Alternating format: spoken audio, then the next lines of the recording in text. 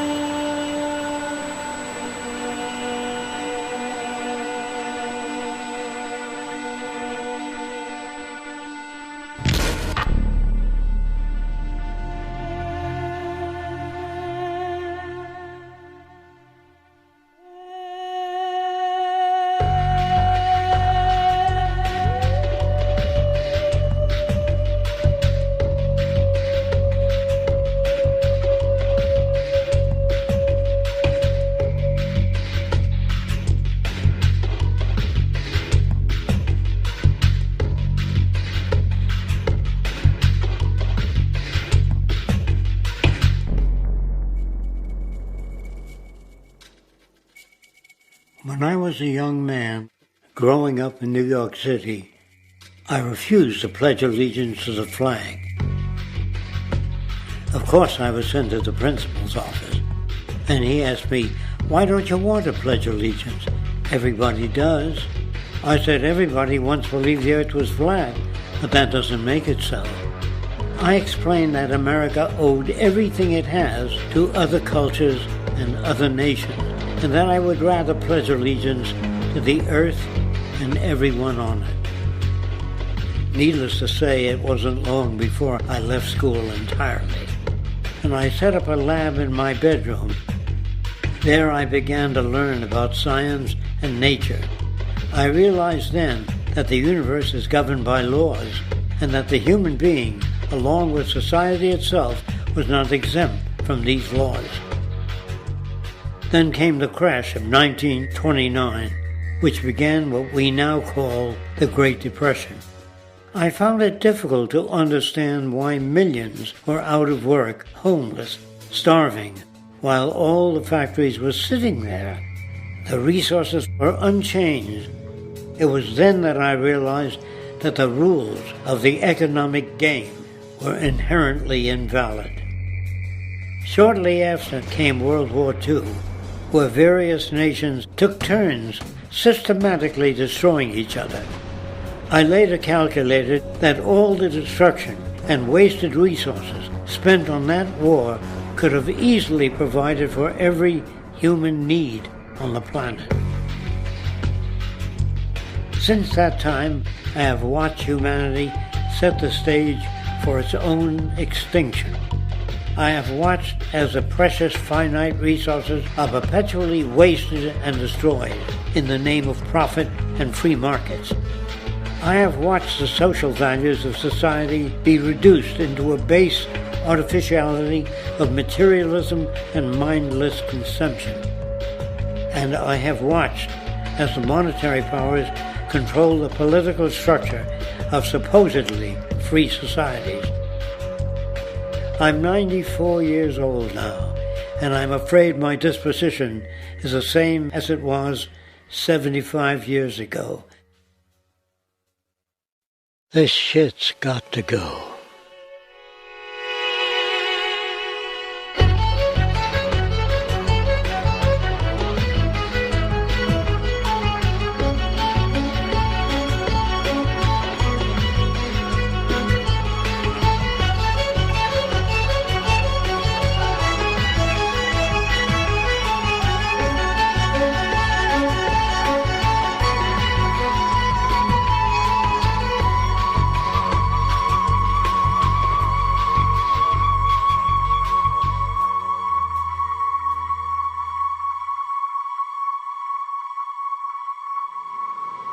So you're a scientist, and somewhere along the way, hammered into your head is the inevitable nature versus nurture, and that's at least up there with Coke versus Pepsi or Greeks versus Trojans. So nature versus nurture, this by now utterly oversimplifying view of where influences on how a cell deals with an energy crisis, up to what makes us who we are on the most individualistic levels of personality. And what you've got is this complete false dichotomy built around nature as deterministic. At the very bottom of all the causality of life is DNA and the code of codes and the Holy Grail, and everything is driven by it. And at the other end, a much more social science perspective, which is we are social organisms, and biology is for slime molds. Humans are free of biology, and obviously both views are nonsense. What you see instead is it is virtually impossible to understand how biology works outside the context of environment. One of the most crazy-making yet widespread and potentially dangerous notions is, oh, that behavior is genetic. Now, what does that mean? It means all sorts of subtle stuff if you sort of know modern biology, but for most people out there, what it winds up meaning is a deterministic view of life, one rooted in biology and genetics.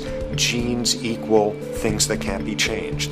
Genes equal things that are inevitable and that you might as well not waste resources trying to fix, might as well not put societal energies into trying to improve because it's inevitable, it's unchangeable. And that is sheer nonsense.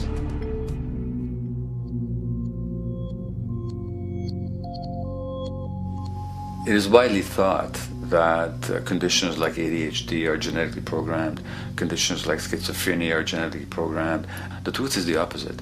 Nothing is genetically programmed. They're very rare diseases. I mean, a small handful, extremely sparsely represented in the population, that are truly genetically determined. Most complex conditions might have a predisposition that is a genetic component, but a predisposition is not the same as a predetermination.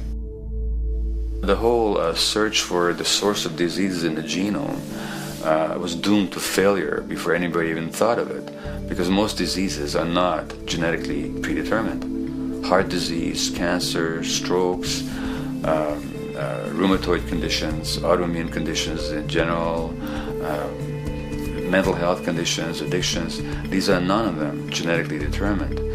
Breast cancer, for example, out of 100 women with breast cancer, only 7 will carry the breast cancer genes. 93 do not. And out of 100 women who do have the genes, not all of them will get cancer.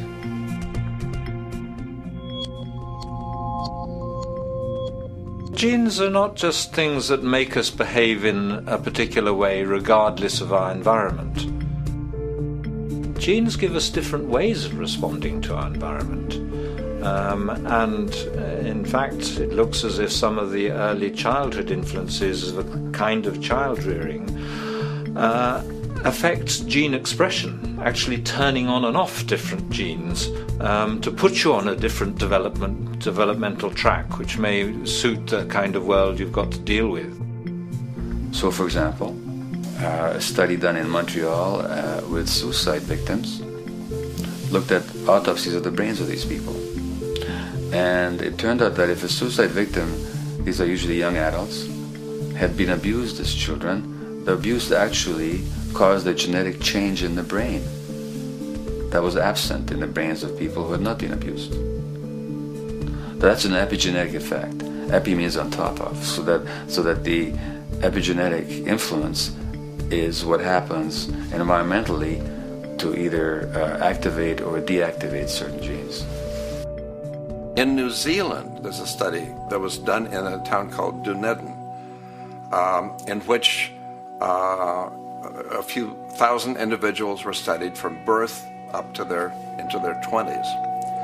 What they found was that they could identify a genetic mutation, an abnormal gene, which did have some relation to the predisposition to commit violence, but only if the individual had also been subjected to severe child abuse. In other words, a child with this abnormal gene would be no more likely to be violent than anybody else, and in fact they actually had a lower rate of violence than people with normal genes, as long as they weren't abused as children. Great additional example of the ways in which genes are not be-all, end-all. Fancy technique where you can take a specific gene out of a mouse, that mouse and its descendants will not have that gene, you have knocked out that gene. So there's this one gene that codes for a protein that has something to do with learning and memory, and this fabulous demonstration, knock out that gene and you have a mouse that doesn't learn as well. Ooh, a genetic basis for intelligence. What was much less appreciated in that landmark study that got picked up by the media left and right is take those genetically impaired mice and raise them in a much more enriched, stimulating environment than your normal mice in a lab cage, and they completely overcame that deficit.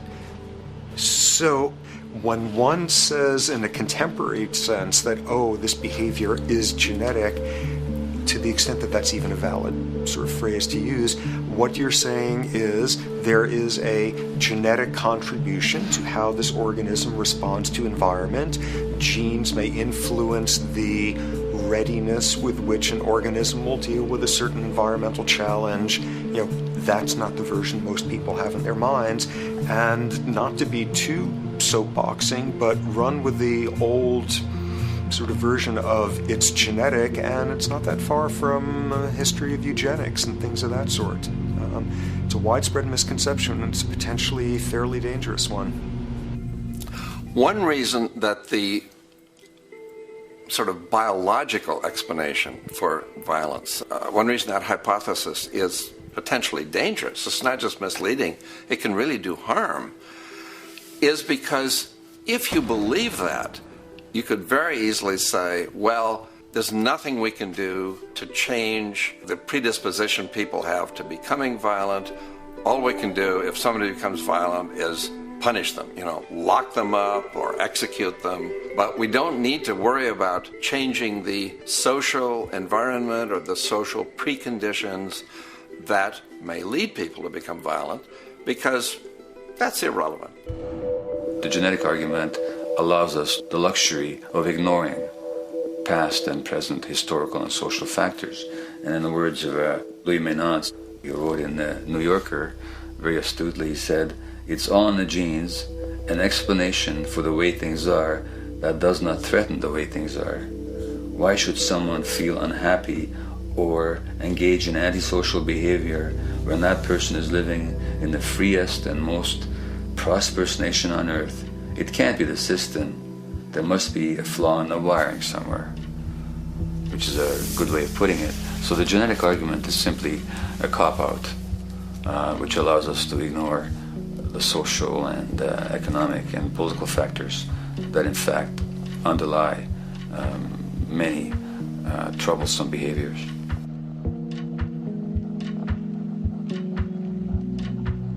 Addictions are usually considered to be a drug-related issue, but looking at it more broadly, I define addiction as any behavior that is associated with craving, with temporary relief, and with long-term negative consequences, along with an impairment of control over it, so that the person wishes to give it up or promises to do so, but can't follow through. And when you understand that, then you can see that there are many more addictions than simply those related to drugs. So there's workaholism, there's addiction to shopping, to the internet, to video games. There's the addiction to power. People have power, but they want more and more and more. Nothing is ever enough for them. Acquisition, corporations that must own more and more.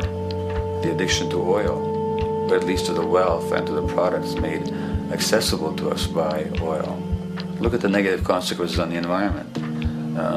We're destroying the very earth that we inhabit for the sake of that addiction. Now, these addictions are far more devastating in their social consequences than the cocaine or heroin habits of my downtown East Side patients. Yet they're rewarded and considered to be respectable. The tobacco company executive that shows a higher profit will get a much bigger reward.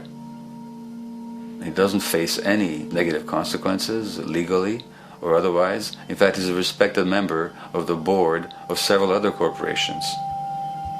But tobacco smoke-related diseases kill 5.5 million people around the world every year. In the United States, they kill 400,000 people a year. And these people are addicted to what? To profit. To such a degree are they addicted that they're actually in denial about the impact of their activities, which is typical for addicts, is denial. And that's a respectable one. It's respectable to be addicted to profit no matter what the cost. So what is acceptable and what is respectable is a highly arbitrary phenomenon in our society. And it seems like the greater the harm, the more respectable the addiction.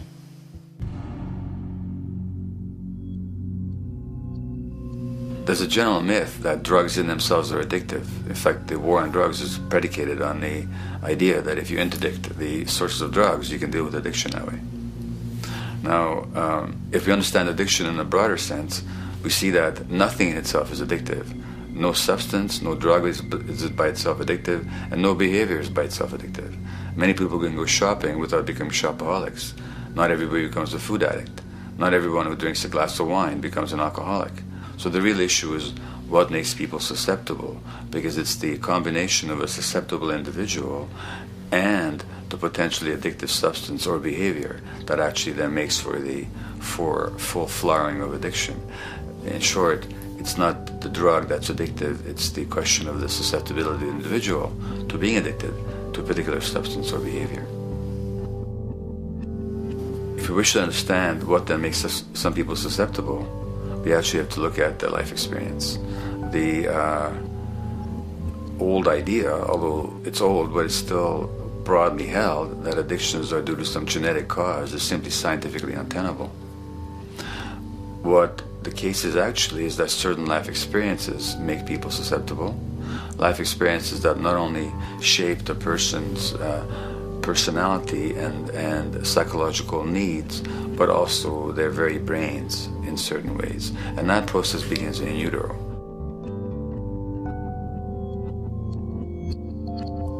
It's been shown, for example, that if you stress mothers during pregnancy, their children are more likely to have traits that predispose them to addictions. And that's because development is shaped by the psychological and social environment. So the biology of human beings is very much affected by and programmed by their life experiences beginning in utero. Environment does not begin at birth. Environment begins as soon as you have an environment. As soon as you are a fetus, you are subject to whatever information is coming through mom's circulations, hormones, levels of nutrients. Great landmark example of this, something called the Dutch hunger winter. 1944, Nazis occupying Holland. For a bunch of reasons, they decide to take all the food and divert it to Germany. For 3 months, everybody there is starving. Tens of thousands of people starve to death. What the Dutch hunger winter effect is, if you were a second or third trimester fetus during the starvation, your body learned something very unique during that time. As it turns out, second, third trimester, something that your body is going about trying to learn about the environment is, well, how menacing of a place is it out there? How plentiful? How much nutrients am I getting by way of mom's circulation?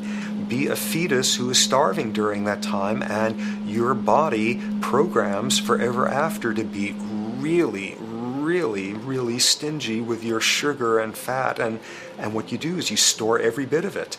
Be a Dutch hunger winter fetus, and half a century later, everything else being equal, you are more likely to have high blood pressure, obesity, or metabolic syndrome. That is environment coming in a very unexpected place. You can stress animals in a laboratory when they're pregnant, and their offspring will be more likely to use cocaine and alcohol as adults. You can stress human mothers. For example, in a British study, women who are abused in pregnancy will have higher levels of the stress hormone cortisol in their placenta at birth, and their children are more likely to have conditions that predispose them to addictions by age 7 or 8. So in utero stress already prepares the ground for all kinds of mental health issues. Israeli study done prior on children born to mothers who were pregnant prior to the onset of the 1967 war. These women, of course, are very stressed, and their offspring have a higher incidence of schizophrenia than the average cohort. So there's plenty of evidence now that prenatal effects have a huge impact on the developing human being.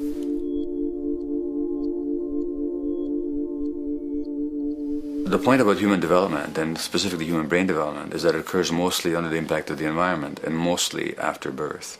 Now, if you compare us to a horse, which can run on the first day of life, we see that we are very undeveloped. We can't muster that much neurological coordination, balance, muscle strength, visual acuity until a year and a half, 2 years. And that's because the brain development that in the horse happens in the safety of the womb, in a human being has to happen after birth.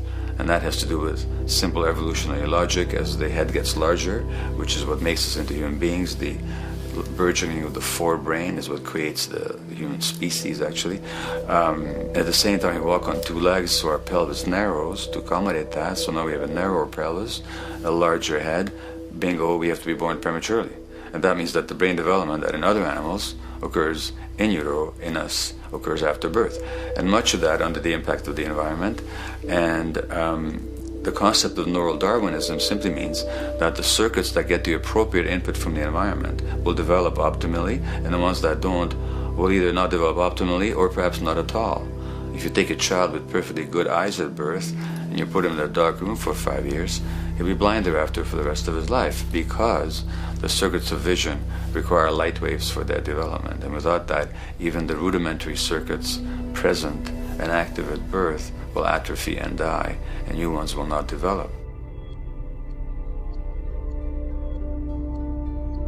There's a significant way in which early experiences shape adult behavior, and even and especially early experiences for which there's no recall memory. It turns out that there are two kinds of memory. There is explicit memory, which is recall. This is when you can call back facts, details, episodes, circumstances. But the structure in the brain, which is called the hippocampus, which encodes recall memory, it doesn't even begin to develop fully until a year and a half, and it's not fully developed till much later, which is why hardly anybody has any recall memory prior to 18 months.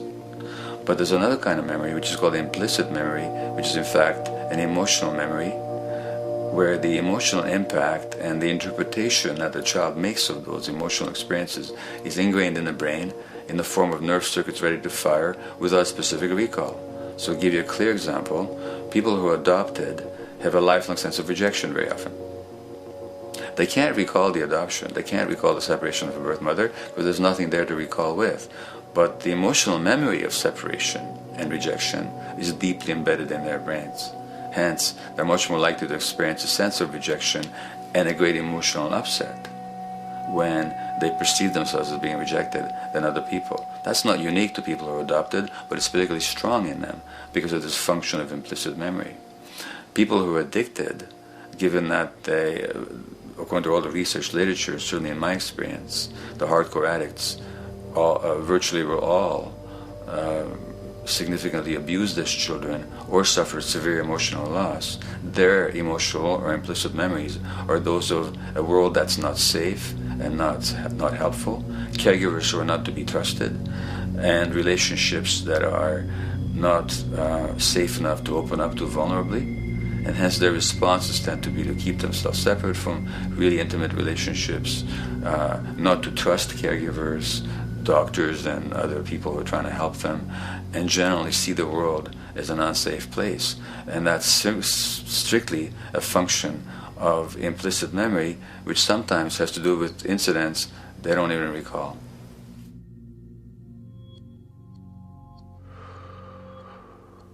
Infants who are born premature are often in incubators and various types of gadgetry and machinery for weeks and perhaps months. It's now known that if these children are touched and stroked on the back for just 10 minutes a day, that promotes their brain development. So human touch is essential for development. And in fact, infants who are never picked up will actually die. That's how much of a fundamental need being held is to human beings. In our society, there's an unfortunate tendency to tell parents not to pick up their kids, not to hold them, not to pick up babies who are crying for fear of spoiling them, or to encourage them to sleep through the night. You don't pick them up, which is just the opposite of what the child needs. And these children might go back to sleep because they give up and their brains just shut down as a way of defending against the vulnerability of being abandoned really by their parents. But their implicit memories will be that of a world that doesn't give a damn. A lot of these differences are structured very early in life. In a way, if you like, the parental experience of adversity, how tough life is or how easy it is passed on to children, whether through maternal depression or parents being bad-tempered with their kids because they've had a hard day or just being too tired at the end of the day. And these have very powerful effects, programming children's development, which we know a lot about now. But that's early sensitivity isn't just an evolutionary mistake. It exists again in many different species. Even seedlings, there's an early adaptive process to the kind of environment they're growing up in. But for humans, the adaptation is to the quality of social relations. And so early life, how nurturing or how much conflict, how much attention you get, is a taster of the kind of world you may be growing up in. Are you growing up in a world where you have to fight for what you can get, watch your back, fend for yourself, learn not to trust others? Or are you growing up in a society where you depend on reciprocity, mutuality, cooperation, where empathy is important, where your security depends on good relations with other people? And that needs a very different emotional and cognitive development. And that's what the early sensitivity is about. And parenting is almost, quite unconsciously, a system for passing on that experience to children of the kind of world they're in. The great British child psychiatrist D.W. Winnicott said that fundamentally two things can go wrong in childhood. One is when things happen that shouldn't happen, and then things that should happen but don't. And the first category is the traumatic and abusive and abandonment experiences of my downtown East Side patients and of many addicts. That's what shouldn't happen but did. But then there is the non-stressed, attuned, non-distracted attention of the parent that every child needs, that very often children don't get. They're not abused, they're not neglected, and they're not traumatized. But what should happen, the presence of the emotionally available, nurturing parent, just is not available to them because of the stresses in our society and the parenting environment. And the psychologist Alan Shore calls that proximal abandonment, when the parent is physically present, but emotionally absent. I have spent, roughly the last 40 years of my life working with the most violent people our society produces, murderers, rapists, and so on, in an attempt to understand what causes this violence. I discovered that the most violent of the criminals in our prisons had themselves been victims of a degree of child abuse that was beyond the scale of what I ever thought of applying the term child abuse to. I had no idea of the depth of the depravity with which children in our society are all too often treated. The most violent people I saw were themselves the survivors of their own attempted murder, often at the hands of their parents or other people in their social environment, or were the survivors of family members who'd been killed, their closest family members, by other people. The Buddha argued that everything depends on everything else. He says the one contains the many and the many contains the one. That you can't understand anything in isolation from its environment. The leaf contains the sun, the sky, and the earth, obviously. This has not been shown to be true, of course, all around, and specifically when it comes to human development. The modern scientific term for it is the biopsychosocial nature of human development, which says that the biology of human beings depends very much on their interaction with the social and psychological environment. And specifically, the psychiatrist and researcher Daniel Siegel at the University of California, Los Angeles, UCLA, has coined the phrase interpersonal neurobiology, which means to say that the way that our nervous system functions depends very much on our personal relationships. In the first place with the parenting caregivers, and in the second place with other important attachment figures in our lives, and in the third place with our entire culture. So that you can't separate the neurological functioning of a human being from the environment in which he or she grew up in and continues to exist in. And this is true throughout the life cycle. It's particularly true when you're dependent and helpless and your brain is developing, but it's true even in adults and even at the end of life. Human beings have lived in almost every kind of society, from the most egalitarian, hunting and gathering societies seem to have been very egalitarian, for instance, based on food sharing, gift exchange. Small bands of people living predominantly off of foraging, but a little bit of hunting. Predominantly among people you have at the least known your entire life, if not surrounded by third cousins or closer, in a world in which there is a great deal of fluidity between different groups, in a world in which there is not a whole lot in terms of material culture. This is how humans have spent most of their hominid history.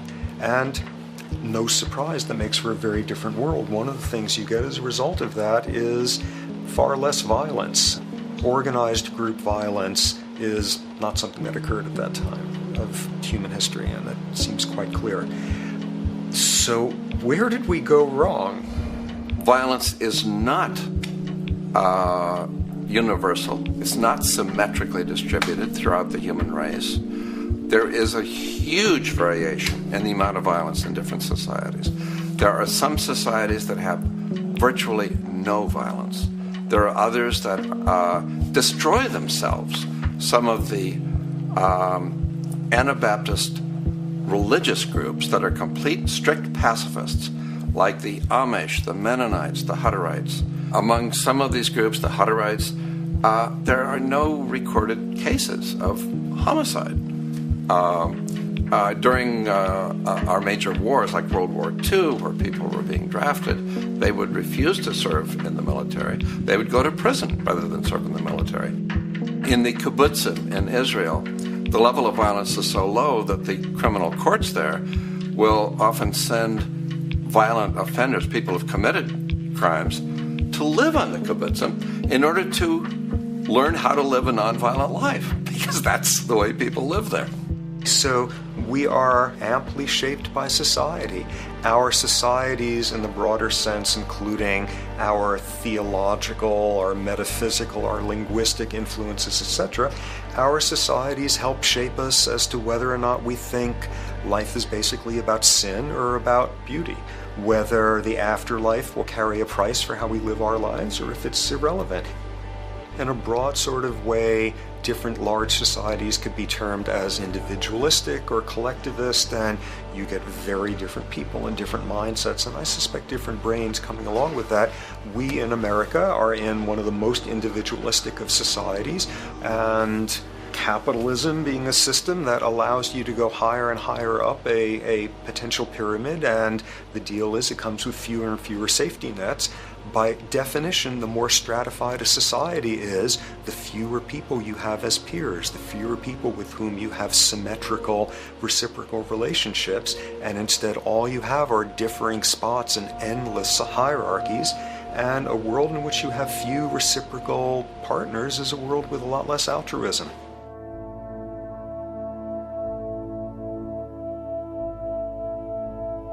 Alright, so this brings us to a total impossible juncture, which is to try to make sense in perspective of science as to what the nature is of human nature.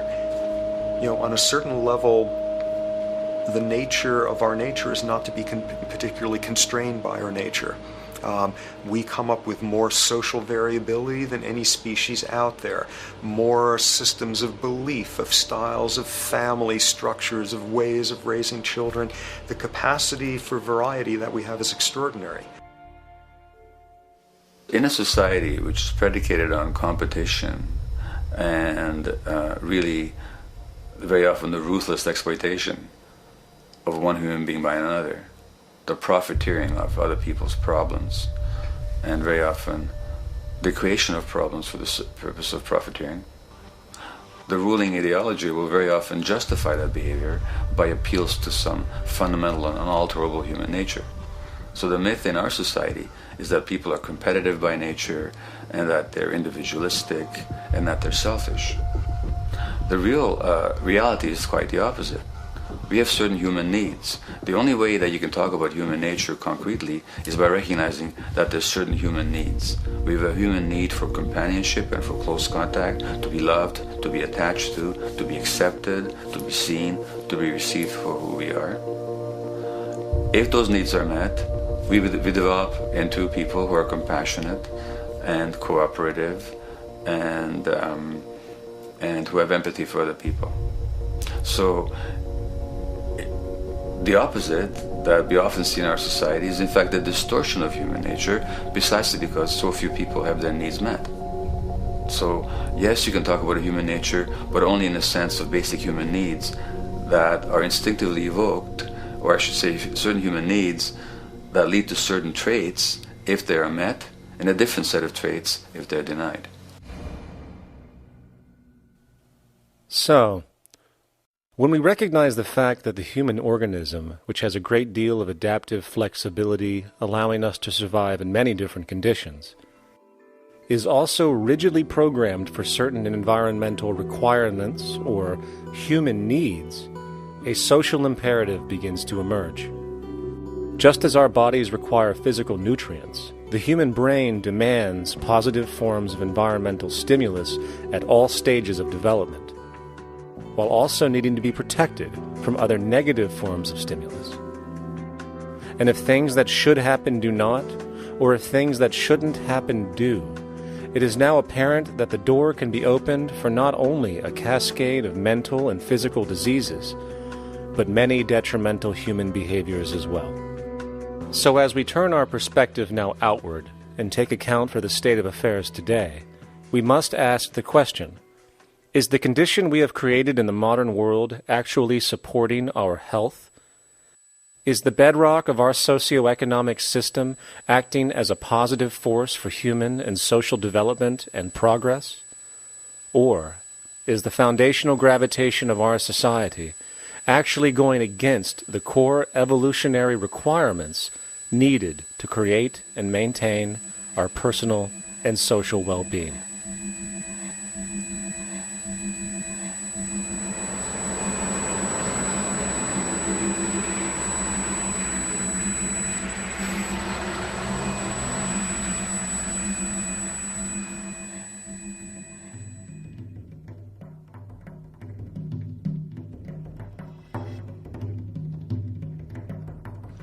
So one might ask, where did this all begin, what we have today, really a world in a state of cumulative collapse? You get it started with John Locke.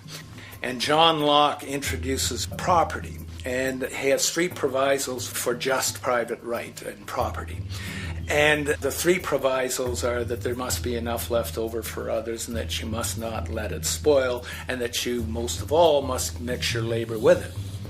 It seems justified. You mix your labor with the world, then you're entitled to the product, and as long as there's enough left over for others, and as long as it doesn't spoil, you don't allow anything to go to waste, that's okay. Well, he spends a long time of his famous treatise of government, and it's since been the canonical text for economic and political and legal understanding. Is still a classic text of study. Well, what he did is, after he gives the provisos, and you're almost thinking at the time whether you're for private property or not, he's given a very good and plausible and powerful defense of private property here. Well, he drops them. He drops them like that, right in one sentence. He says, well, once the introduction of money came in by men's tacit consent, then it became, and he doesn't say all the provisos are cancelled, erased, but that's what happens. So now we have not product and your property earned by your own labor. Oh no, money buys labor now. There's no longer a consideration of whether there's enough left over for others. There's no longer a consideration of whether it spoils, because he says, well, money's like silver and gold can't spoil, therefore monies can't be responsible for waste, which is ridiculous. We're not talking about money and silver, we're talking about what its effects are. It's one non sequitur after another. Just the most startling logical legerdemain that he gets away with here. But it fits the interests of capital owners. Then Adam Smith comes along, and what he adds is the religion to this. Locke started with God made it all this way. This is God's right. And now we get also with Smith coming along, he says it's not only God's, he's not saying this, but this is what's happening philosophically in principle. He's saying it's not only a question of private property, that's all now presupposed, is given. And that there's money investors that buy labor, given. That there's no limit to how much they can buy of other men's labor, how much they can accumulate, how much inequality, that's all given now. And so he comes along, and what his big idea is, and again, it's just introduced in parentheses, en passant. You know, when people put out the goods for sale and others, the supply, and other people buy them with the demand and so forth, how do we have supply equaling demand or demand equaling supply? How can they come into equilibrium? And that is one of the central notions of economics, is how do they come into equilibrium? And he says it's the invisible hand of the market. that brings them into equilibrium. So now we have God is actually immanent. He just didn't give the rights to property and how, all its wherewithal and its natural rights of doing all that Locke said. Now we have the system itself as God. In fact, Smith says, when he talks, and you'll never find this quoted, you'll have to read the whole of the Inquiry into the Wealth of Nations. He says, the scantiness of subsistence sets limits to the reproduction of the poor, and that nature can deal with this in no other way than elimination of their children. So he anticipated evolutionary theory in the worst sense. This is well before Darwin. And so he called them the race of laborers. So you can see there was inherent racism built in here. There was an inherent acceptance, life blindness to kill innumerable children. And he thought, well, that's the invisible hand making supply meet demand and demand meet supply. So see how wise God is. So you can see a lot of the really virulent, life-destructive, eco-genocidal things that are going on now have, in a way, a thought gene back in Smith too.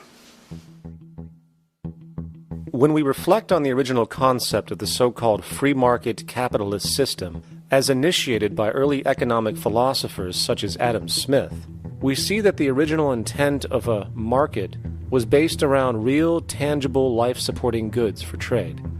Adam Smith never fathomed that the most profitable economic sector on the planet would eventually be in the arena of financial trading or so-called investment, where money itself is simply gained by the movement of other money in an arbitrary game which holds zero productive merit to society. Yet, regardless of Smith's intent, the door for such seemingly anomalous advents was left wide open by one fundamental tenet of this theory. Money is treated as a commodity in and of itself. Today, in every economy of the world, regardless of the social system they claim, money is pursued for the sake of money and nothing else. The underlying idea, which was mysteriously qualified by Adam Smith with his religious declaration of the invisible hand, is that the narrow, self-interested pursuit of this fictional commodity will somehow magically manifest human and social well-being and progress. The reality is that the monetary incentive interest, or what some have termed the money sequence of value, has now completely decoupled from the foundational life interest, which could be termed the life sequence of value. What has happened is that there's a complete confusion in economic doctrine between those two sequences. They think that the money sequence of value delivers the life sequence of value, and that's why they say if more goods are sold, if GDPs rise and so forth, therefore there'll be more well-being, enhanced well-being. We take the GDP to be basically our indicator of social health. Well, there you see the confusion. It's talking about money sequences of value, that is all the receipts, all the revenues that are derived from selling goods, and they're confusing that with life reproduction, so that you have built right into this thing from the beginning is a complete conflation of the money and life sequences of value. So we're dealing with a kind of structured delusion that becomes more and more deadly as the money sequence decouples from producing anything at all. So it's a system disorder, and the system disorder seems to be fatal.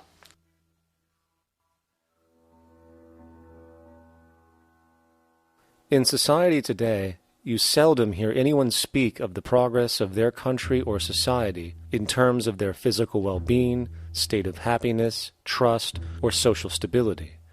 Rather, the measures are presented to us through economic abstractions. We have the gross domestic product, the consumer price index, the value of the stock market, rates of inflation, and so on. But does this tell us anything of real value as to the quality of people's lives? No, all these measures have to do with the money sequence itself and nothing more. For example, the gross domestic product of a country is a measure of the value of goods and services sold. This measure is claimed to correlate to the standard of living of a country's people. In the United States, healthcare accounted for over 17% of GDP in 2009, amounting to over $2.5 trillion spent, hence creating a positive effect on this economic measure. And based on this logic, it would be even better for the U.S. economy if healthcare services increased more so, perhaps to $3 trillion or $5 trillion, since that would create more growth, more jobs, and hence boasted by economists as a rise in their country's standard of living. But wait a minute, what do healthcare services actually represent? Well, sick and dying people. That's right, the more unhealthy people there are in America, the better the economy. Now, that is not an exaggeration or a cynical perspective. In fact, if we step back far enough, you will realize that the GDP not only doesn't reflect real public or social health on any tangible level, it is, in fact, mostly a measure of industrial inefficiency and social degradation. And the more you see it rise, the worse things are becoming with respect to personal, social, and environmental integrity. You have to create problems to create profit. There is no profit under the current paradigm in saving lives, putting balance on this planet, having justice and peace or anything else. There's just no profit there. There's an old saying, pass a law, create a business. Whether you're creating a business for a lawyer or whatever. So, crime does create business, just like destruction creates business in Haiti. We have now roughly 2 million people incarcerated in this country, and of those, many of them are in prisons run by private corporations, Corrections Corporation of America, Wackenhut, who trade their stock on Wall Street based upon how many people are in jail. Now, that's sickness, but that is a reflection of what this economic paradigm calls for. So what exactly does this economic paradigm call for? What is it that keeps our economic system going? Consumption. Or more accurately, cyclical consumption. When we break down the foundation of classic market economics, we are left with a pattern of monetary exchange that simply cannot be allowed to stop or even substantially slowed, if the society as we know it is to remain operational. There are three main actors on the economic stage: the employee, the employer, and the consumer. The employee sells labor to the employer for income. The employer sells its production services and hence goods to the consumer for income. And the consumer, of course, is simply another role of the employer and employee, spending back into the system to enable the cyclical consumption to continue.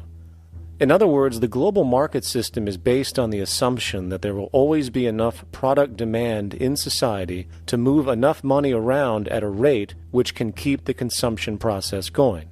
And the faster the rate of consumption, the more so-called economic growth is assumed, and so the machine goes. But hold on, I thought an economy was meant to, economize? Doesn't the very term have to do with preservation and efficiency and a reduction of waste? So how does our system, which demands consumption and the more the better, efficiently preserve or economize at all? Well, it doesn't. The intent of the market system is, in fact, the exact opposite of what a real economy is supposed to do, which is efficiently and conservatively orient the materials for production and distribution of life-supporting goods. We live on a finite planet with finite resources, where, for example, the oil we utilize took millions of years to develop, where the minerals we use took billions of years to develop. So, having a system that deliberately promotes the acceleration of consumption for the sake of so-called economic growth is pure ecocidal insanity. Absence of waste, that's what efficiency is. Absence of waste. This system is more wasteful than all the other existing systems in the history of the planet. Every level of life organization and life system is in a state of crisis and challenge and decay or collapse. No peer-reviewed journal in the last 30 years will tell you anything different. That is that every life system is in decline, as well as social programs, as well as our water access. Try to name any means of life that isn't threatened and in danger. You can't. There really isn't one, and that's very, very despairing. But we haven't even figured out the causal mechanism. We don't want to face the causal mechanism. We just want to go on, that's what insanity is, where you keep doing the same thing over and over again, though it clearly doesn't work. So you're really dealing with not an economic system, but I would go so far as to say an anti-economic system. There's an old saying that the competitive market model seeks to create the best possible goods at the lowest possible prices. This statement is essentially the incentive concept, which justifies market competition based on the assumption that the result is the production of higher quality goods. If I was going to build myself a table from scratch, I would naturally build it out of the best, most durable materials possible, right? With the intent for it to last as long as possible. Why would I want to make something poor, knowing I would have to eventually do it again and expend more materials and more energy? Well, as rational as that may seem in the physical world, when it comes to the market world, it is not only explicitly irrational, it is not even an option. It is technically impossible to produce the best of anything if a company is to maintain a competitive edge and hence remain affordable to the consumer. Literally everything created and set for sale in the global economy is immediately inferior the moment it is produced, for it is a mathematical impossibility to make the most scientifically advanced, efficient, and strategically sustainable products. This is due to the fact that the market system requires that cost efficiency, or the need to reduce expenses, exist at every stage of production, from the cost of labor to the cost of materials and packaging, and so on. This competitive strategy, of course, is to make sure the public buys their goods rather than from a competing producer, which is doing the exact same thing to also make their goods both competitive and affordable. This immutably wasteful consequence of the system could be termed intrinsic obsolescence. However, this is only one part of a larger problem. A fundamental governing principle of market economics, one that you will not find in any textbook, by the way, is the following. Nothing produced can be allowed to maintain a lifespan longer than what can be endured in order to continue cyclical consumption. In other words, it is critical that stuff break down, fail, and expire within a certain amount of time. This is termed planned obsolescence. Planned obsolescence is the backbone of the underlying market strategy of every goods-producing corporation in existence. While very few, of course, would admit to such a strategy outright, what they do is mask it within the intrinsic obsolescence phenomenon just discussed, while often ignoring or even suppressing new advents in technology which might create a more sustainable, durable good. So, if it wasn't wasteful enough that the system inherently cannot allow the most durable and efficient goods to be produced, planned obsolescence deliberately recognizes that the longer any good is in operation, the worse it is for sustaining cyclical consumption and hence the market system itself. In other words, product sustainability is actually inverse to economic growth, and hence there is a direct, reinforced incentive to make sure lifespans are short of any given good produced. And in fact, the system cannot operate any other way. One glance at the sea of landfills now spreading across the world show the obsolescence reality. There are now billions of cheaply made cell phones, computers, and other technology, each full of precious, difficult-to-mine materials such as gold, coltan, copper, now rotting in vast piles, usually due to the mere malfunction or obsolescence of small parts, which, in a conservative society, could likely be fixed or updated, and the life of the good extended. Unfortunately, as efficient as that may seem in our physical reality, living on a finite planet with finite resources, it is explicitly inefficient with respect to the market.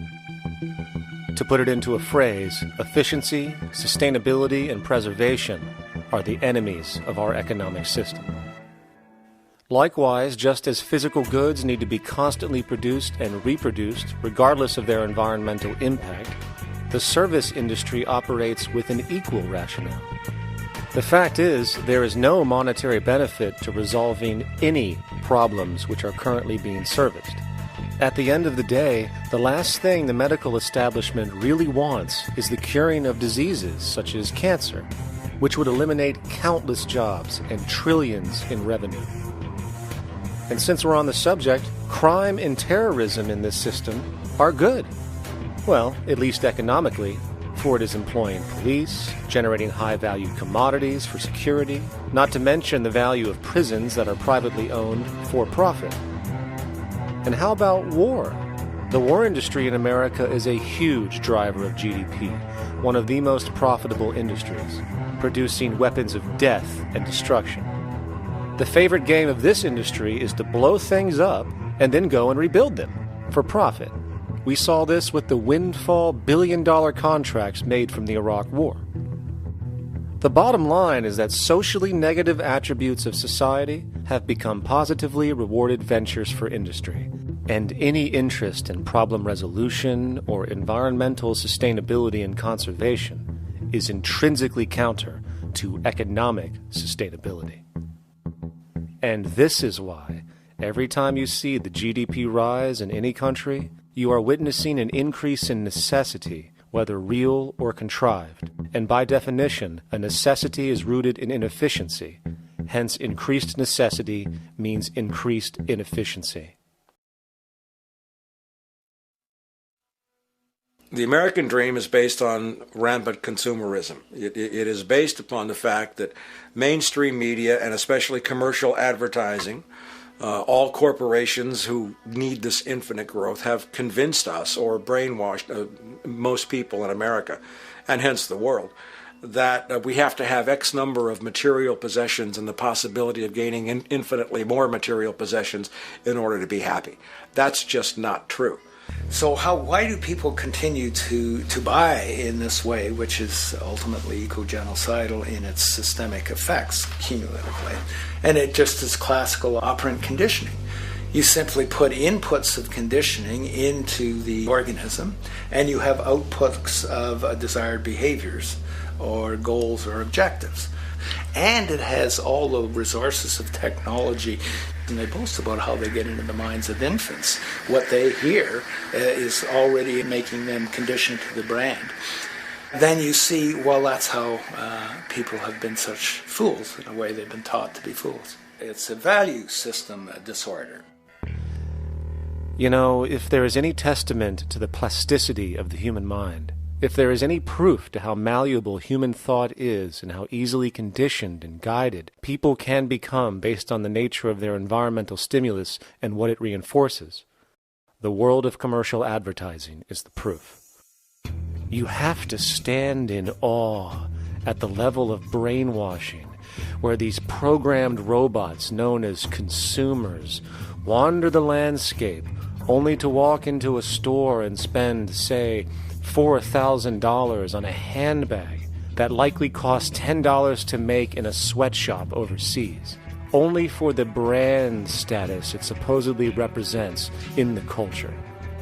Or perhaps the ancient communal traditions which increase trust and cohesiveness in society, which have now been hijacked by acquisitive, materialistic values, where now annually we exchange useless crap a few times a year. And we might wonder why so many today have a compulsion to shopping and acquisition, when it is clear that they have been conditioned from childhood to expect material goods as a sign of their status with friends and family. The fact is, the foundation of any society are the values that support its operation, and our society, as it exists, can only operate if our values support the conspicuous consumption it requires to continue the market system.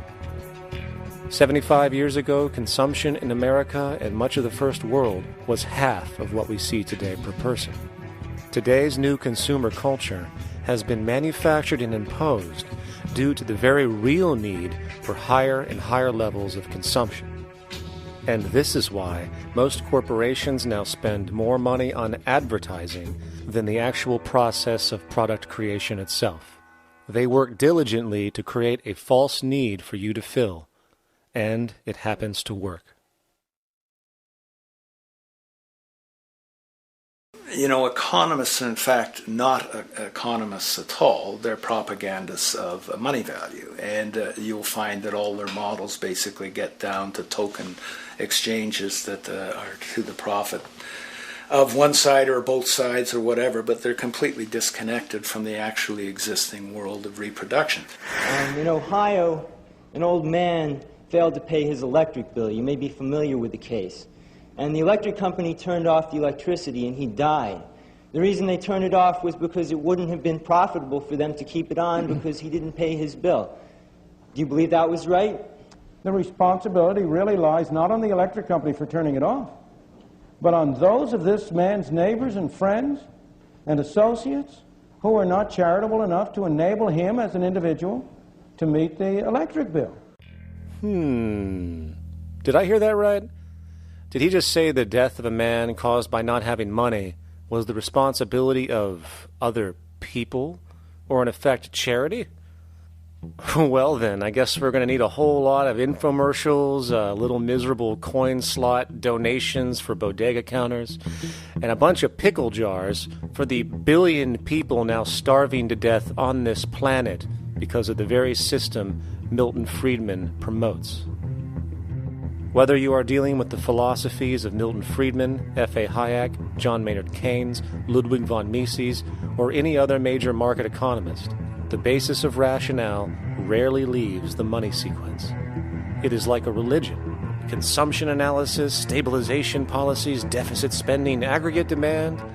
It exists as a never-ending, self-referring, self-rationalizing circle of discourse where universal human need, natural resources, or any form of physical life-supporting efficiency is ruled out by default and replaced by the singular notion that humans seeking advantage over each other for money alone, motivated by their own narrow self-interest, will magically create a sustainable, healthy, balanced society.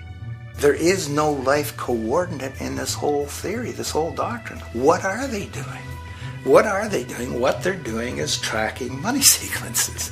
That's all it is tracking money sequences, presupposing everything that matters. One, that there's no life coordinates. Wow, no life coordinates. Two, that all the agents are self-maximizing preference seekers. That is, they think of nothing other than themselves and what they can get most for themselves. That's the notion, that's the ruling notion of rationality. Self-maximizing choice. And the only thing that they're interested in self-maximizing is money or commodities. Well, where does social relations come in? It doesn't, except in the exchange to self-maximize. Where do our natural resources come in? They don't, except to exploit. Where does the family come in as being able to survive? It doesn't. They have to have money in order to purchase any good. Well, shouldn't an economy deal somewhere with human need? Isn't that what the fundamental issue is, to satisfy human needs? Oh, need isn't even in your lexicon. You dissolve it into wants. And what is a want? That means money demand that wants to buy. Well, if it's money demand that wants to buy, it's got nothing to do with need, because it may be the person has no money demand and desperately needs, say, water supply. Or it may be money demand wants a gold toilet seat. Well, where does it all go? To the gold toilet seat. And you call this economics? Like, it's really, when one thinks of it, it's got to be the most bizarre delusion in the history of human thought. Now, so far we have focused on the market system, but this system is actually only one half of the global economic paradigm. The other half is the monetary system. While the market system deals with the interaction of people gaming for profit across the spectrum of labor, production, and distribution, the monetary system is an underlying set of policies set by financial institutions which create conditions for the market system, among other things. It includes terms we often hear, such as interest rates, loans, debt, the money supply, inflation, etc.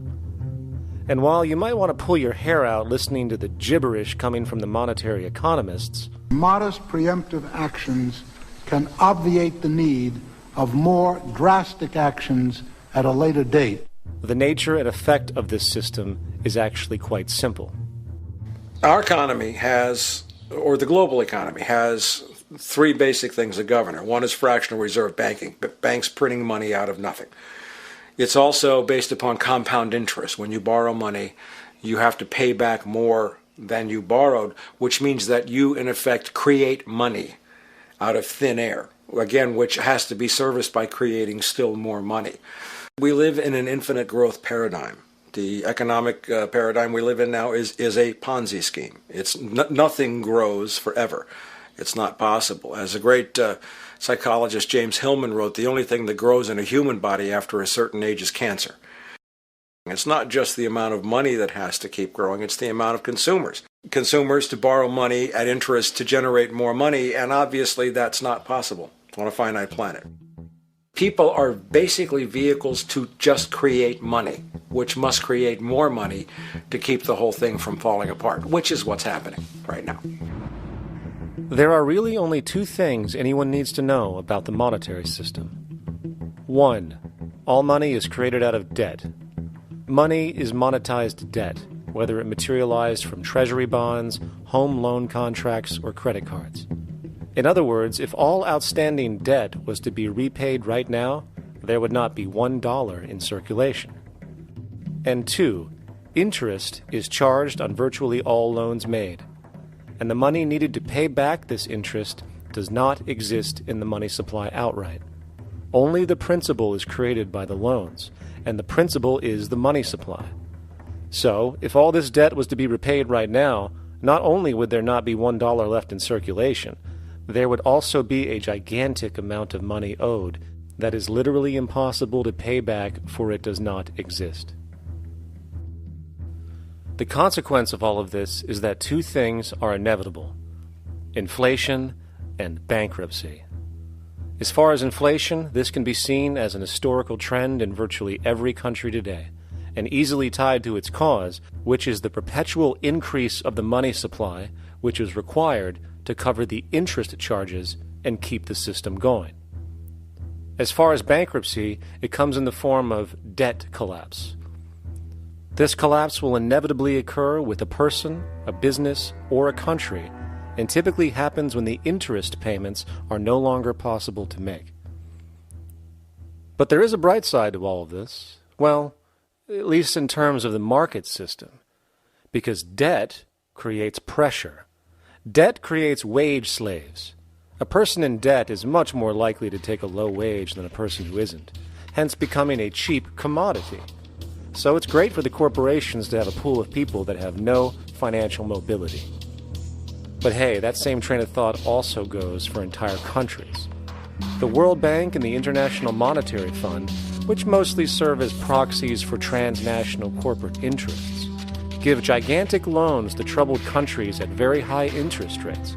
And then, once the countries are deeply in the hole and can't pay, austerity measures are applied, the corporations swoop in, set up sweatshops, and take their natural resources. Now that's market efficiency. But wait, there's more. You see, there's this unique hybrid of the monetary and market system called the stock market, which rather than, actually produce anything real, they just buy and sell money itself. And when it comes to debt, you know what they do? That's right, they trade it. They actually buy and sell debt for profit, from credit default swaps and collateralized debt obligations for consumer debt, to complex derivative schemes used to mask the debt of entire countries, such as the collusion of investment bank Goldman Sachs in Greece, which nearly collapsed the entire European economy. So when it comes to the stock market and Wall Street, we have an entirely new level of insanity born out of the money sequence of value. All you need to know about markets was written in an editorial in the Wall Street Journal a couple of years ago. It was called Lessons of the Brain-Damaged Investor. And in this editorial, they explain why people with slight brain damage do better as investors than people with normal brain functionality. Why? Because the slightly brain-damaged person has no empathy. And that's the key. If you don't have any empathy, you do well as an investor. And so Wall Street breeds people who have no empathy, to go in there and to make decisions and make trades that they have no compunction about and no thought whatsoever as to what they're doing might affect their fellow human being. So they breed these robots, these people who have no souls. And since they don't even want to pay these people anymore, they're now breeding robots, real algorithmic traders. Goldman Sachs and the high-frequency trading scandal. They put a computer next to the exchange, the New York Stock Exchange. This computer, this co-located computer, as they call it, it front-runs all the trades on the exchange, and it hits the exchange with volumes of orders in ways that scalp pennies and nickels away from the exchange. It's like they're siphoning money all day long. They went one quarter last year, 30 or 60 straight days without a single down day and made millions of dollars every single day. Is that because, well, that's statistically impossible? When I worked on Wall Street, the way it works is everyone kicks upstairs the bribes.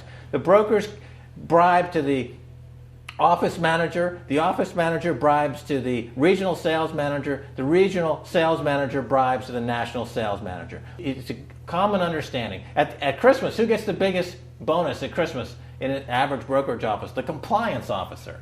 The compliance officer sits there all day long. He's supposed to be making sure you don't violate any of the margin rules and you're complying with the law. Of course, yeah, to the extent that you can bribe the compliance officer, yeah, that's right, you are complying with the law. So how does fraud has become the system? It's no longer a byproduct. It is the system. You know, it's like that old Woody Allen joke. He says, "Doctor, my brother thinks he's a chicken." And the doctor says, "Take a pill, and that should cure the problem." And he says, "No, doctor, you don't understand. We need the eggs." Okay? So the trading of fraudulent claims back and forth between banks to generate fees, to generate bonuses, has become the GDP producing growth engine of the United States economy. Even though they're essentially trading fraudulent claims that there's absolutely no hope of ever paying back. They're processing and generating and re-securitizing nothing. If I write $20 billion on a cocktail napkin and I sell it to JP Morgan while JP Morgan writes $20 billion on a cocktail napkin, and we swap those two cocktail napkins at a bar, and we each pay ourselves 1/4% in a fee, we make a lot of money for our Christmas bonus. We each have on our books a $20 billion cocktail napkin, which has no real value until such time as the system is no longer able to absorb bogus cocktail napkins, in which case we go to the government to get bailed out. And because of Wall Street and the global stock market, there are now conservatively about $700 trillion of outstanding fraudulent claims known as derivatives, still waiting to collapse, a value amounting to over 10 times the gross domestic product of the entire planet. And while we have seen the bailouts of corporations and banks by governments, which of course comedically borrow their money from banks to begin with, we are now seeing attempts to bail out whole countries by conglomerates of other countries through the international banks. But how do you bail out a planet? There is no country out there that isn't now saturated in debt. The cascade of sovereign debt defaults we have seen can only be the beginning when the math is taken into account. It has been estimated in the United States alone that income tax would need to be raised to 65% per person just to cover the interest in the near future. Economists are now foreshadowing that within a few decades, 60% of the countries on the planet will be bankrupt. But, hold on, let me get this straight. The world is going bankrupt, whatever the hell that means, because of this idea called debt, which doesn't even exist in the physical reality. It's only part of a game that we've invented. And yet, the well-being of billions of people is now being compromised. Extreme layoffs, tent cities, accelerating poverty, austerity measures imposed, schools shutting down, child hunger, and other levels of familial deprivation, all because of this elaborate fiction. What are we, fucking stupid? Hey, Mars, my man. Help a brother out, huh? Grow up, kid.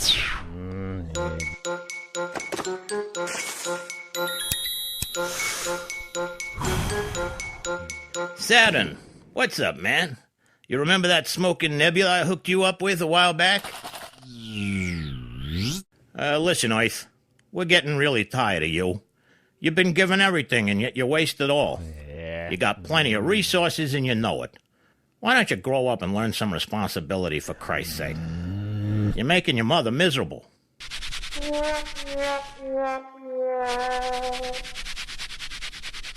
You're on your own, pal. Yeah, whatever.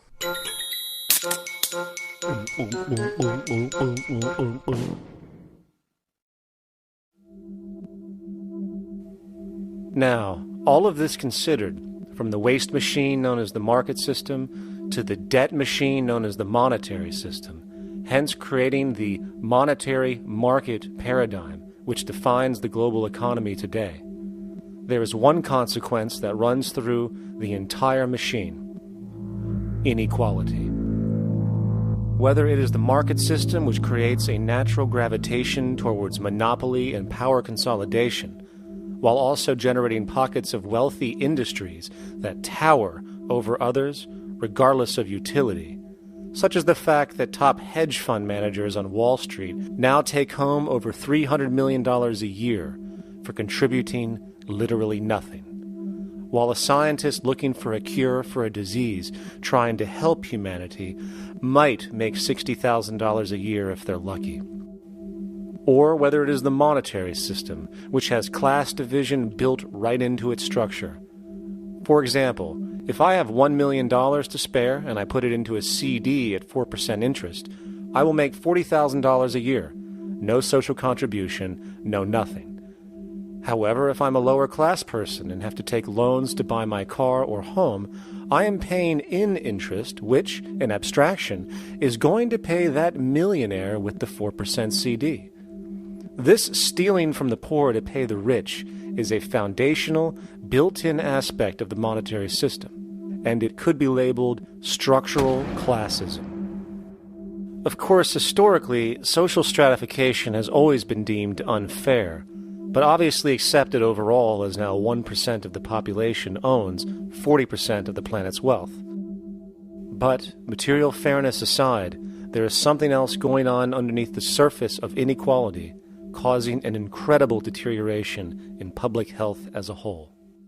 Well, I think people are often puzzled by the contrast between the material success of our societies, unprecedented levels of wealth, and the many social failings. I mean, if you look at the rates of drug abuse or violence or self-harm amongst kids or mental illness, there's clearly something going deeply wrong with our societies. What the data that I've been describing does is simply shows that intuition that people have had for hundreds of years, that inequality is divisive and socially corrosive, that intuition is truer than I think we ever imagined. There are very powerful psychological and social effects of inequality, more to do, I suppose, with feelings of superiority and inferiority, that kind of division, and maybe going with the sort of respect, disrespect, people feeling looked down on at the bottom, which, by the way, is why violence is more common in more unequal societies. It's the trigger to violence is so often people feeling looked down on and disrespected. If there is one principle I can emphasize that is the most important principle underlying the prevention of violence, it would be equality. The single most significant factor that affects the rate of violence is the degree of equality versus the degree of inequality in that society. So what one's looking at is a sort of general social dysfunction. It's not just one or two things that go wrong as inequality increases.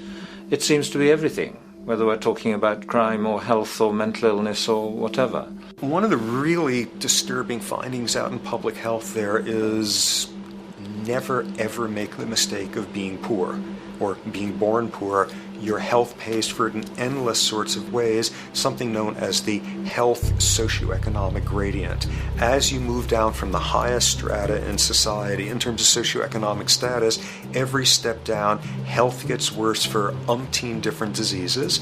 life expectancy gets worse, infant mortality rate, everything you could look at. So a huge issue has been, why is it that this gradient exists?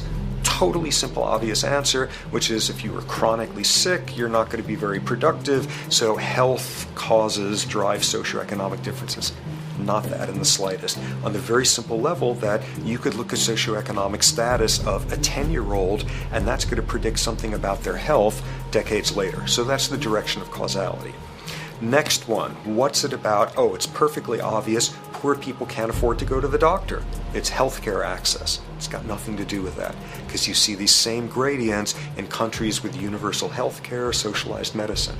Okay, next simple explanation. Oh, on the average, the poorer you are, the more likely you are to smoke, to drink, to all sorts of lifestyle risk factor stuff. Yeah, those contribute, but careful studies have shown that explains maybe about a third of the variability. So what's left? And what's left is having a ton to do with the stress of poverty. So the poorer you are, starting off being, the person who's $1 income behind Bill Gates, the poorer you are in this country, on the average, the worse your health is. This tells us something really important. The health connection with poverty, it's not about being poor, it's about feeling poor. Increasingly, we recognize that chronic stress is an important influence on health, but the most important sources of stress are the quality of social relations. And if there is anything that lowers the quality of social relations, it is the socioeconomic stratification of society. What science has now shown is that regardless of material wealth, the stress of simply living in a stratified society leads to a vast spectrum of public health problems. And the greater the inequality, the worse they become. Life expectancy, longer in more equal countries. Drug abuse, less in more equal countries. Mental illness, less in more equal countries. Social capital, meaning the ability of people to trust each other, naturally greater in more equal countries. Educational scores, higher in more equal countries. Homicide rates, less in more equal countries. Crime and rates of imprisonment, less in more equal countries. It goes on and on. Infant mortality, obesity, teen birth rate, less in more equal countries. And perhaps most interesting, innovation, greater in more equal countries, which challenges the age-old notion that a competitive, stratified society is somehow more creative and inventive. Moreover, a study done in the UK called the Whitehall Study confirmed that there is a social distribution of disease as you go from the top of the socioeconomic ladder to the bottom. For example, it was found that the lowest rungs of the hierarchy had a 4-fold increase of heart disease-based mortality compared to the highest rungs. And this pattern exists irrespective of access to health care. Hence, the worse a person's relative financial status, the worse their health is going to be on average. This phenomenon is rooted in what could be termed psychosocial stress, and it is at the foundation of the greatest social distortions plaguing our society today. Its cause? The monetary market system. Make no mistake, the greatest destroyer of ecology, the greatest source of waste and depletion and pollution, the greatest purveyor of violence, war, crime, poverty, animal abuse, and inhumanity, the greatest generator of social and personal neuroses, mental disorders, depression, anxiety, not to mention the greatest source of social paralysis, stopping us from moving into new methodologies for personal health, global sustainability, and progress on this planet, is not some corrupt government or legislation, not some rogue corporation or banking cartel, not some flaw of human nature, and not some secret hidden cabal that controls the world. It is, in fact, the socio-economic system itself at its very foundation.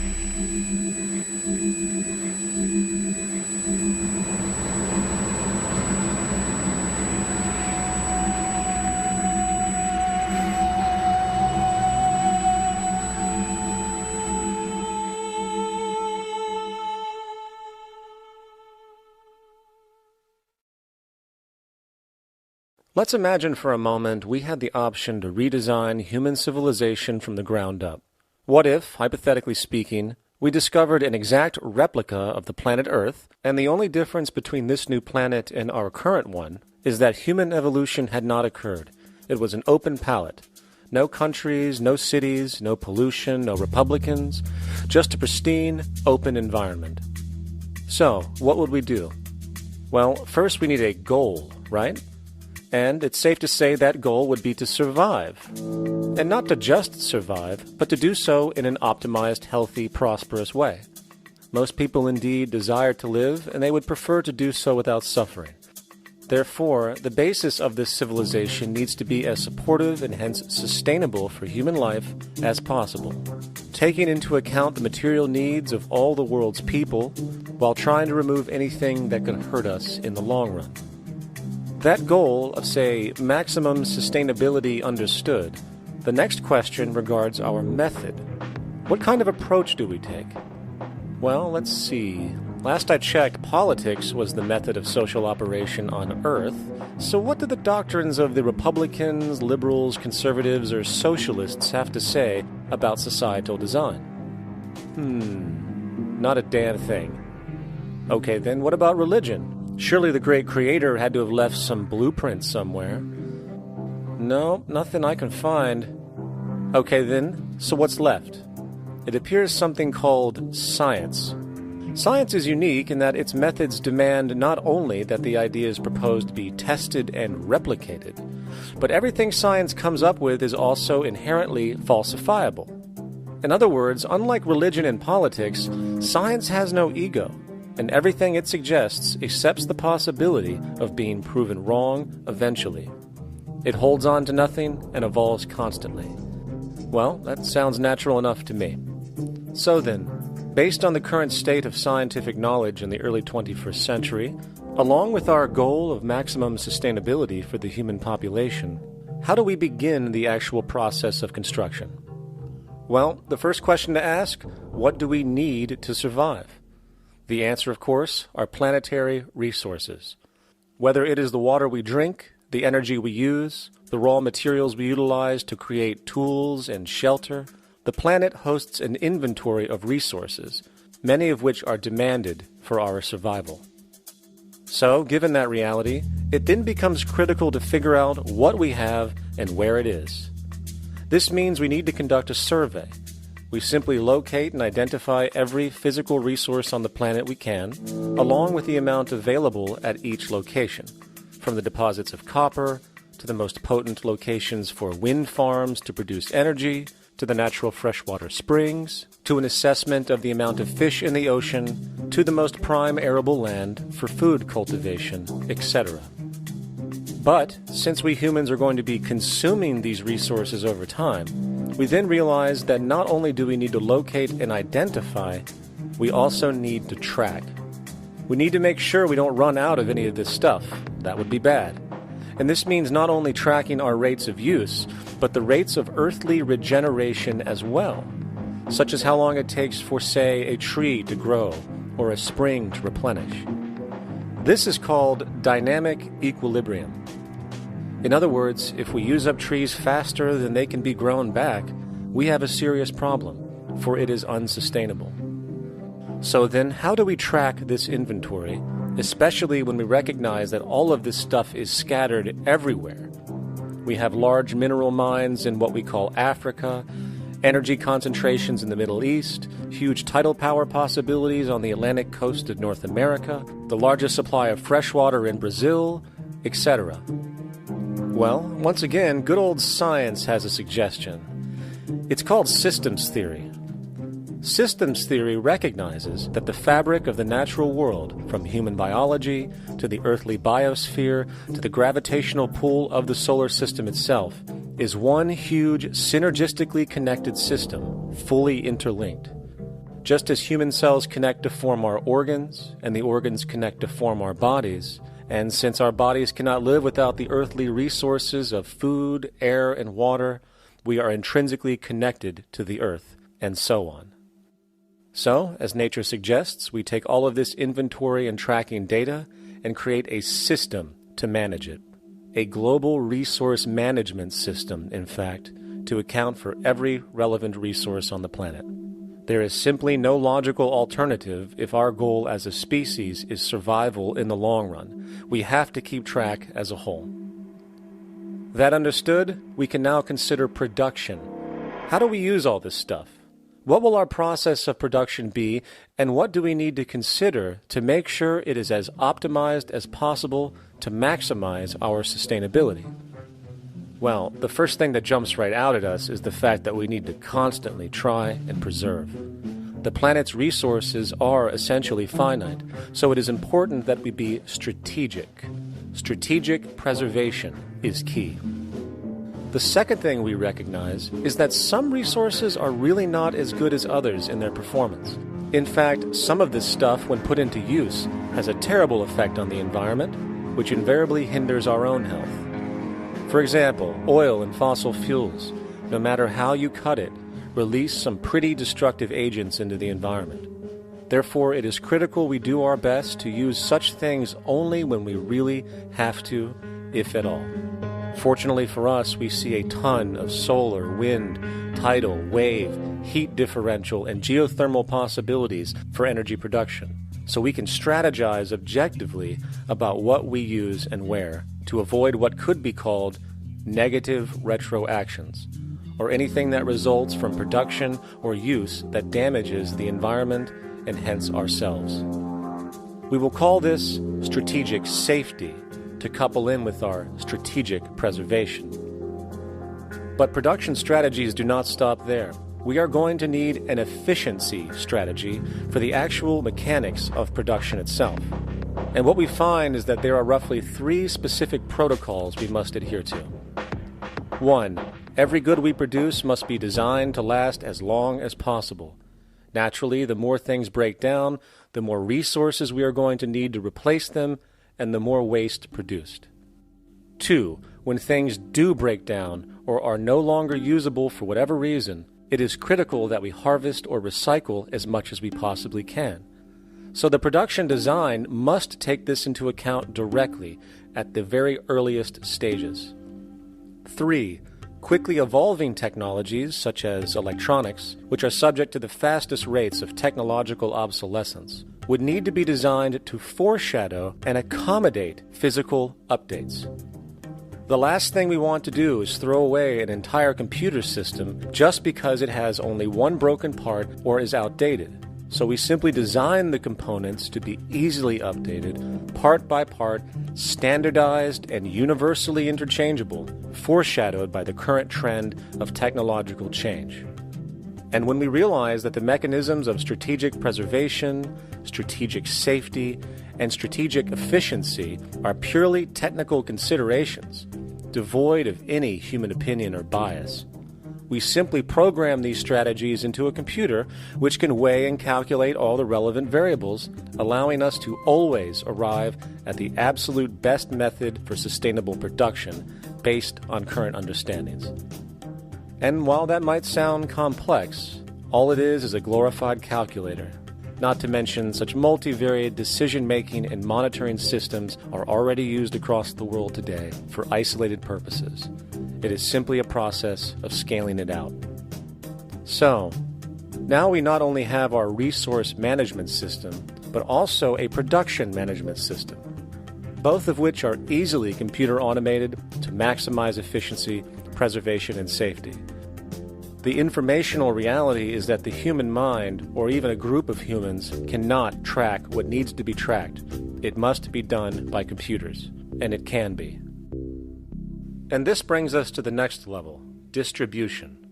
What sustainability strategies make sense here? Well, since we know that the shortest distance between 2 points is a straight line, and since energy is required to power transport machines, the less transport distance, the more efficient. Producing goods in one continent and shipping them over to another only makes sense if the goods in question simply cannot be produced in the target area. Otherwise, it is nothing but wasteful. We must localize production so distribution is simple, fast, and requires the least amount of energy. We'll call this the proximity strategy. which simply means we reduce the travel of goods as much as possible, whether raw materials or finished consumer products. Of course, it might also be important to know what goods we are transporting and why, and this falls under the category of demand. And demand is simply what people need to be healthy and to have a high quality of life. The spectrum of material human needs range from core life-supporting necessities, such as food, clean water, shelter, to social and recreational goods, which allow for relaxation and personal social enjoyment, both important factors in human and social health overall. So, very simply, we take another survey. People describe their needs. Demand is assessed, and production begins based on that demand.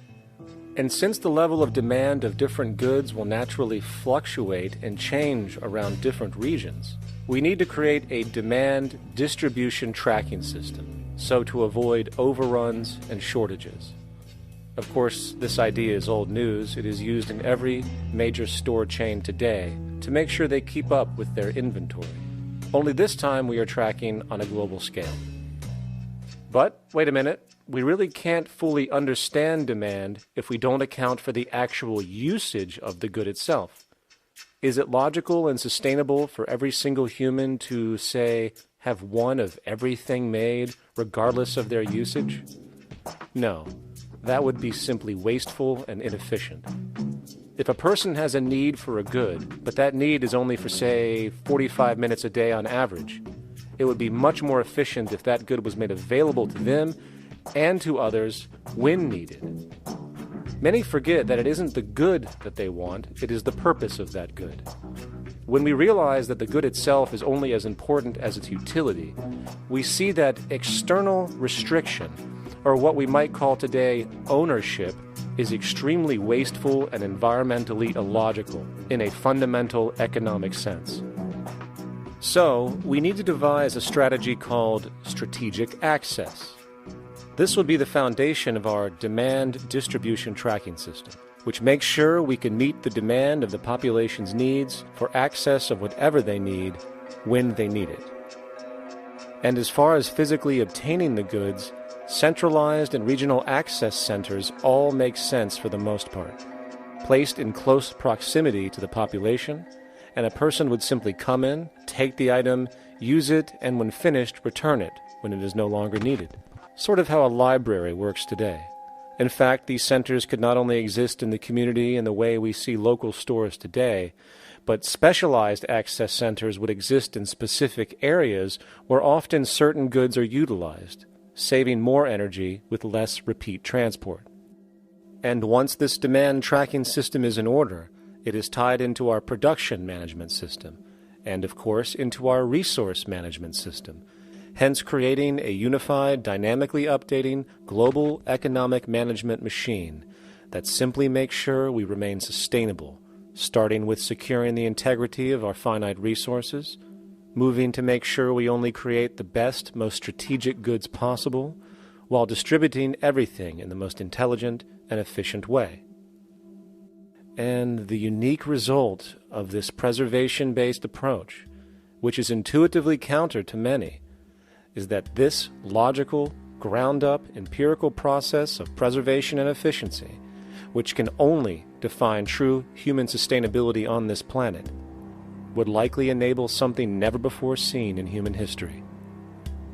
Access abundance, not just for a percentage of the global population, but the entire civilization.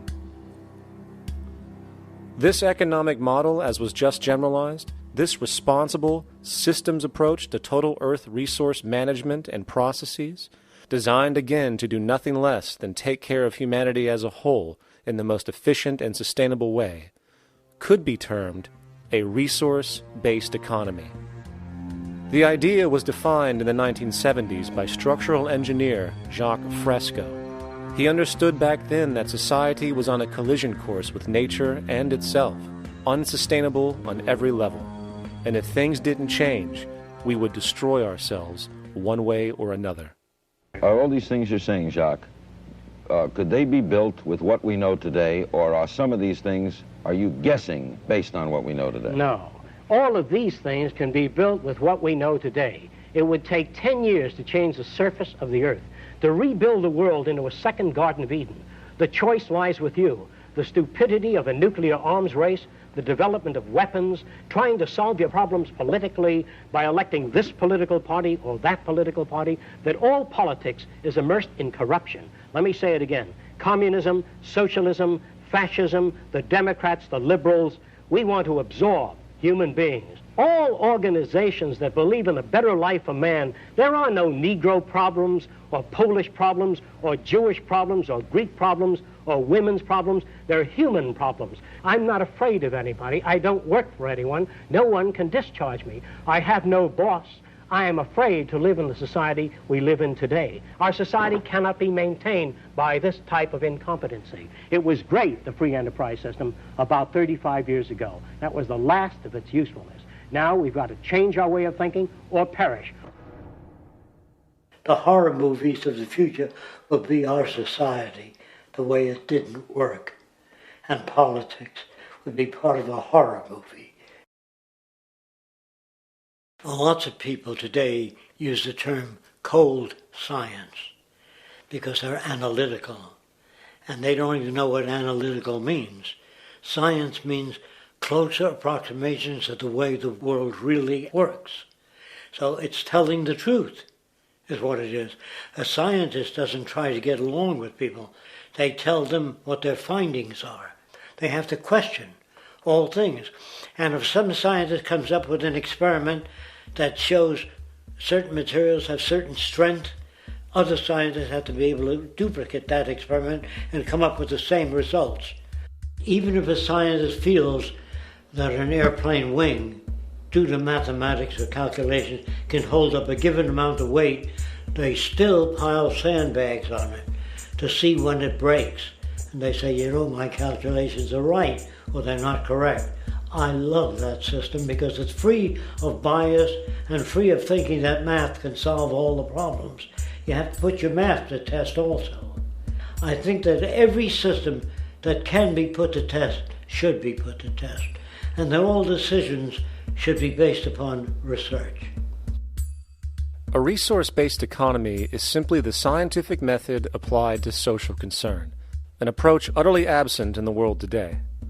Society is a technical invention, and the most efficient methods of optimized human health, physical production, distribution, city infrastructure, and the like reside in the field of science and technology, not politics or monetary economics.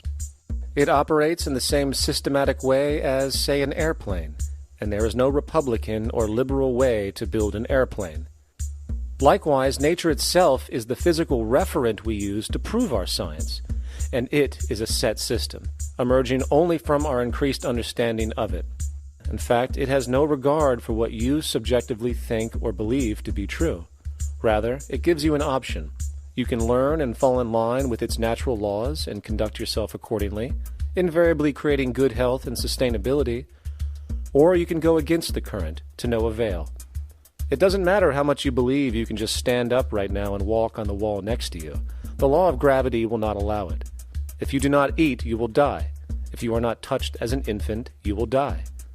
As harsh as it may sound, nature is a dictatorship, and we can either listen to it and come in harmony with it, or suffer the inevitable adverse consequences.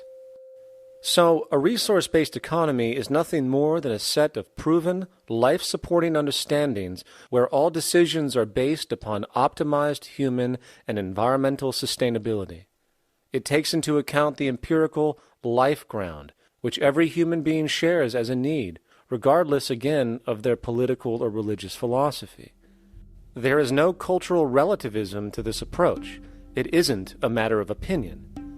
Human needs are human needs, and having access to the necessities of life, such as clean air, nutritious food, and clean water, along with a positively reinforcing, stable, nurturing, and non-violent environment, is demanded for our mental and physical health, our evolutionary fitness, and hence the species' survival itself.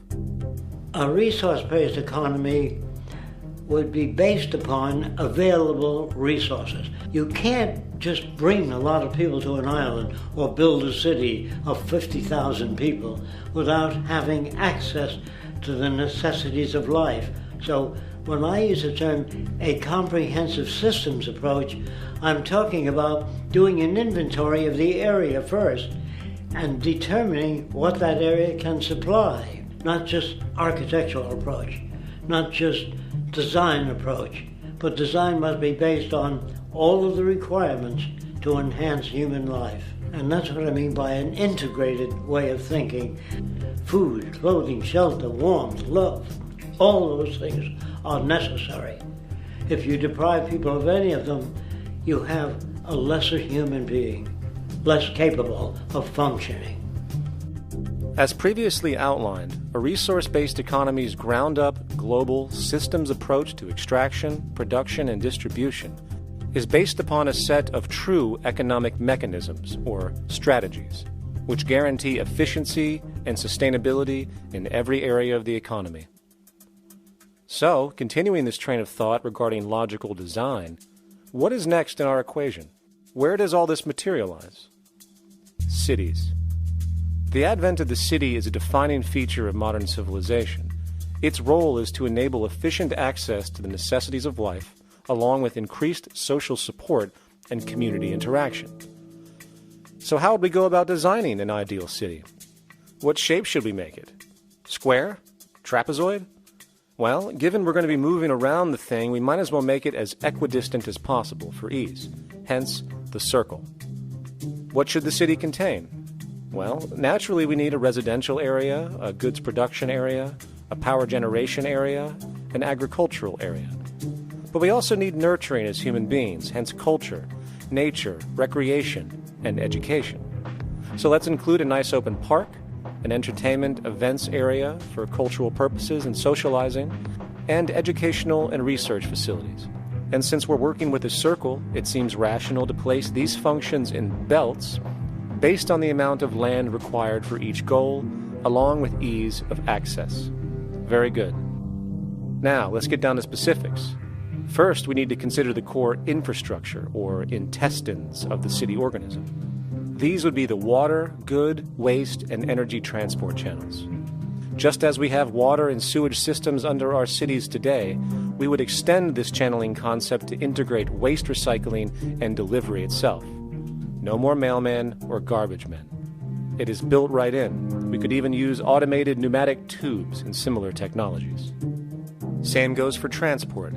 It needs to be integrated and strategically designed to reduce or even remove the need for wasteful, independent automobiles.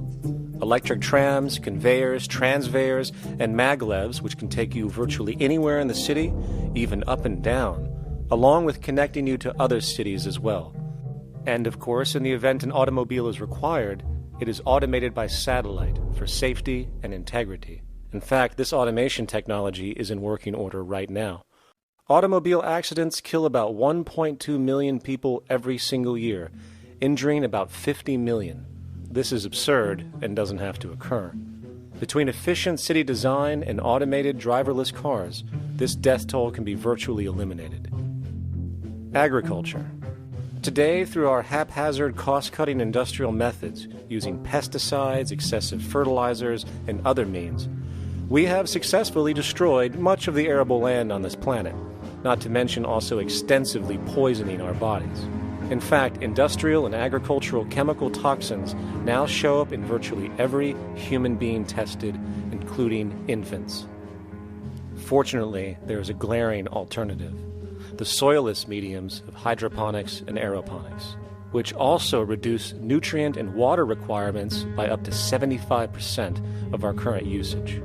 Food can now be organically grown on an industrial scale in enclosed vertical farms, such as in 50-story, 1-acre plots, virtually eliminating the need for pesticides and hydrocarbons in general.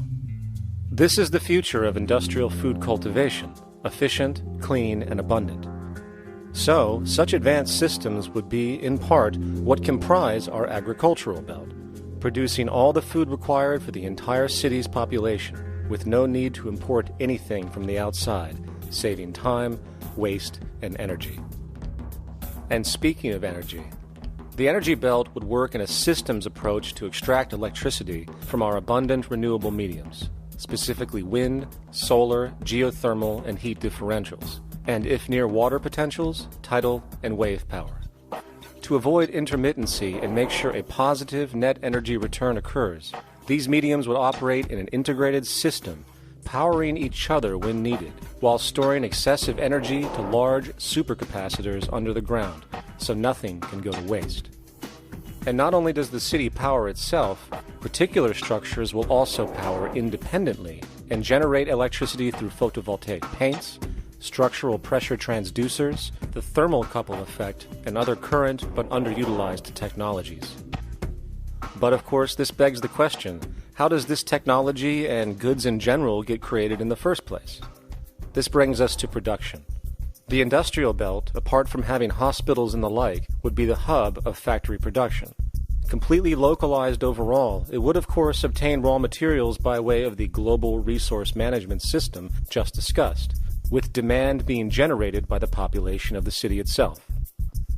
As far as the mechanics of production, we need to discuss a new, powerful phenomenon, which was sparked very recently in human history and is on pace to changing everything. It's called mechanization, or the automation of labor. Well, if you look around you, you'll notice that almost everything that we use today is built automatically. Your shoes, your clothes, your home appliances, your car, and so on, they are all built by machines in an automatic way. Can we say that the society has not been influenced by these major technological advancements? Of course not. These systems really dictate new structures and new needs, and they make a lot of other things obsolete. So we've been going up in the development and use of technology in an exponential way. So definitely automation is going to continue. You cannot stop technologies that just make sense. Labor automation through technology is at the bottom of every major social transformation in human history. From the agricultural revolution and the invention of the plow, to the industrial revolution and the invention of the powered machine, to the information age we live in now through essentially the invention of advanced electronics and computers. And with regard to advanced production methods today, mechanization is now evolving on its own, moving away from the traditional method of assembling component parts into a configuration into an advanced method of creating entire products in one single process. Like most engineers, I'm fascinated by biology because it's so full of examples of extraordinary pieces of engineering. And what biology is the study of things that copy themselves. Of course, that's good a definition of life as we've got. Again, as an engineer, I've always been intrigued by the idea of machines that would copy themselves. RepRap is a three-dimensional printer. That's to say, it's a printer that you plug into a computer, and instead of making two-dimensional sheets of paper with patterns on, it makes real, physical, three-dimensional objects. Now, there's nothing new about that. 3D printers have been around for about 30 years. Big thing about RepRap is that it prints most of its own parts.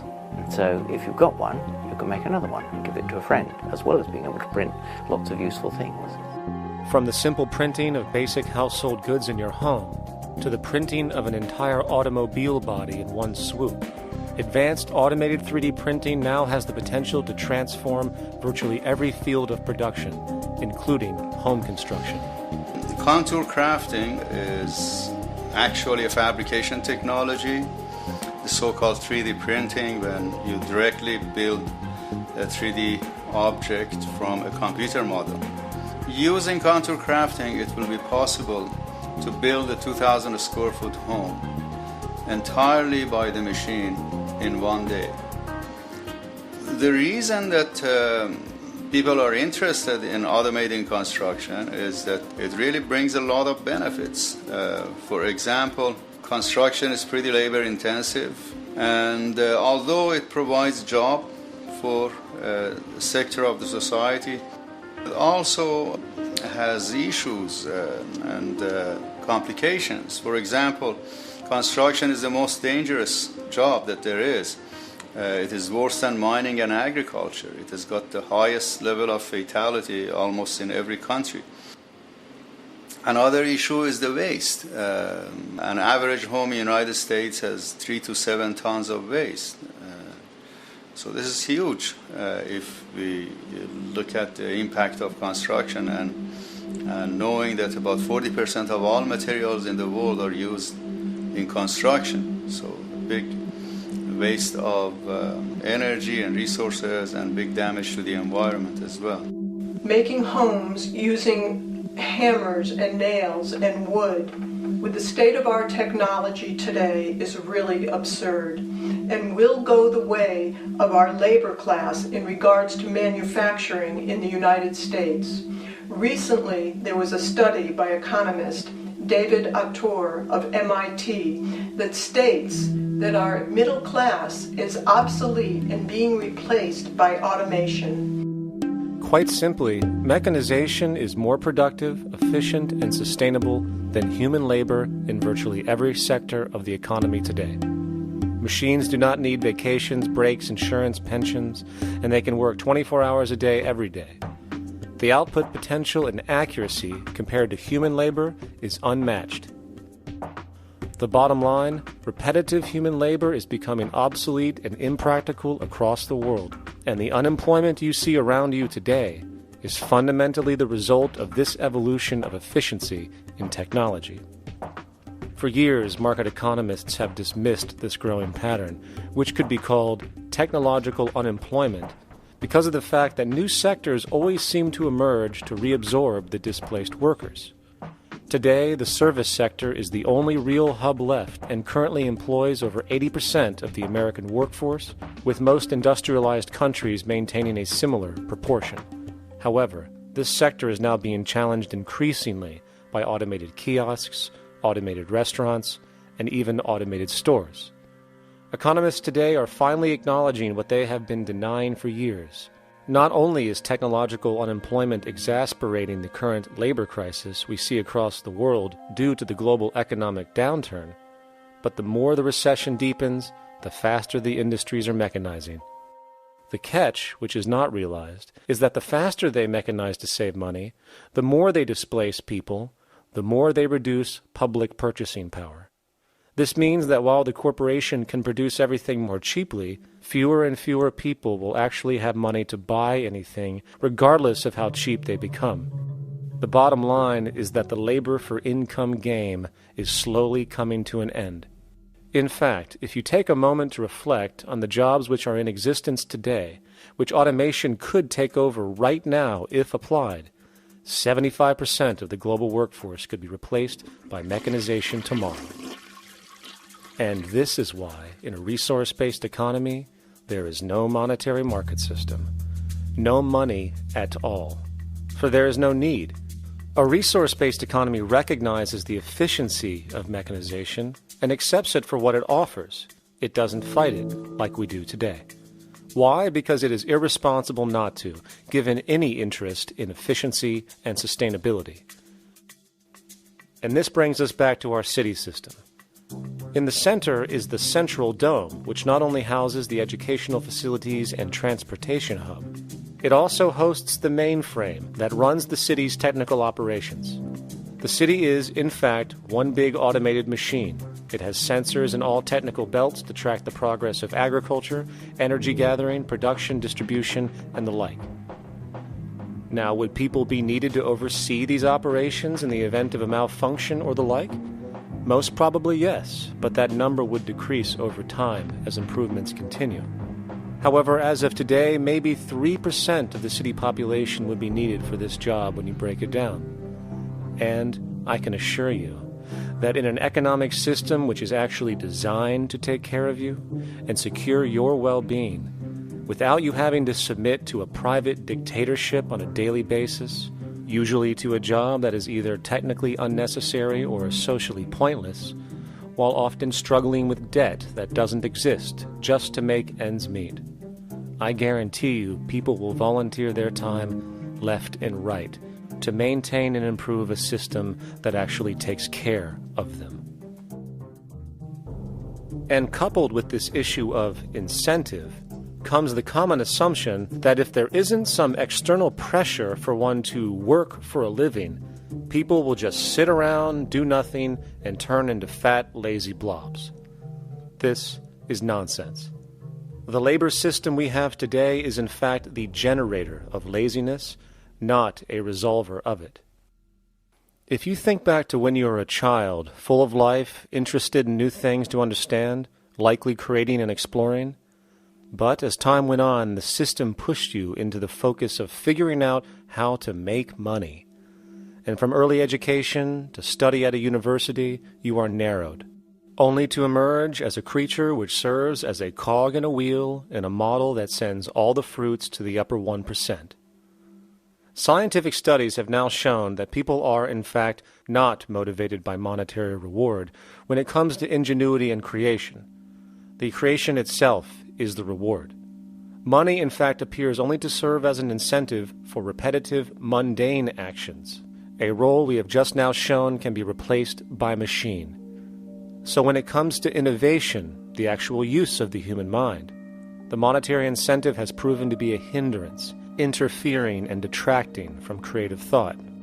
And this might explain why Nikola Tesla, the Wright brothers, and other inventors who contributed massively to our current world never showed a monetary incentive to do so. Money is, in fact, a false incentive and causes 100 times more distortion than it does contribution. Good morning, class. Please settle down. The first thing I would like to do is go around the room and ask what everyone would like to be when they grow up. Who would like to go first? Okay, how about you, Sarah? When I grow up, I want to work at McDonald's like my mom. Oh, family tradition, eh? How about you, Linda? When I grow up, I'm going to be a prostitute on the streets of New York City. Oh, glamour girl, huh? Very ambitious. How about you, Tommy? When I grow up, I'm going to be a rich, elitist businessman who works on Wall Street and profits off of the collapse of foreign economies. Enterprising, and great to see some multicultural interest. As stated before, a resource-based economy applies the scientific method to social concern, and this isn't limited to simply technical efficiency. It also has the consideration of human and social well-being directly and what comprises it. What good is a social system if, in the end, it doesn't produce happiness and peaceful coexistence? So it is important to point out that with the removal of the money system and the necessities of life provided, we would see a global reduction in crime by about 95% almost immediately, for there is nothing to steal, embezzle, scam, or the like. 95% of all people in prisons today are there due to some monetary-related crime or drug abuse, and drug abuse is a disorder, not a crime. So what about the other 5%, the truly violent, often seeming to some as being violent for the sake of being violent? Are they just evil people? The reason that I frankly think it's a waste of time to engage in moral value judgments about people's violence is because it doesn't advance by one iota our understanding of either the causes or the prevention of the violent behavior. People sometimes ask if I believe in forgiving criminals. My answer to that is, no, I don't believe in forgiveness any more than I believe in condemnation. It's only if we as a society can take the same attitude of treating violence as a problem in public health and preventive medicine rather than as a moral evil. It's only when we make that change in our own attitudes and assumptions and values that we will actually succeed in reducing the level of violence rather than stimulating it, which is what we do now. The more justice you seek, the more hurt you become, because there's no such thing as justice. There is whatever there is out there. That's it. In other words, if people are conditioned to be racist and bigots, if they're brought up in an environment that advocates that, why do you blame the person for it? They're a victim of a subculture. Therefore, they have to be helped. The point is, we have to redesign the environment that produces aberrant behavior. That's the problem, not putting a person in jail. That's why judges, lawyers, freedom of choice, such concepts are dangerous, because it gives you misinformation that the person is bad or that person is a serial killer. Serial killers are made, just like soldiers become serial killers with a machine gun. They become killing machines, but nobody looks at them as murderers or assassins, because that's natural. So we blame people. We say, well, this guy was a Nazi, he tortured Jews. No, he was brought up to torture Jews. Once you accept the fact that people have individual choices and they're free to make those choices, free to make choices means without being influenced. And I can't understand that at all. All of us are influenced in all our choices by the culture we live in, by our parents, and by the values that dominate. So we're influenced. So there can't be free choices. What's the greatest country in the world? The true answer, I haven't been all over the world, and I don't know enough about different cultures to answer that question. I don't know anybody that speaks that way. They say, good old USA, the greatest country in the world. There's no survey. Have you been to India? No. Have you been to England? No. Have you been to France? No. What do you make your assumptions on? They can't answer. They get mad at you. They say, well, goddamn it, who the hell are you to tell me what to think? You know, don't forget, you're dealing with aberrated people. They're not responsible for their answers. They're victims of culture. That means they've been influenced by their culture.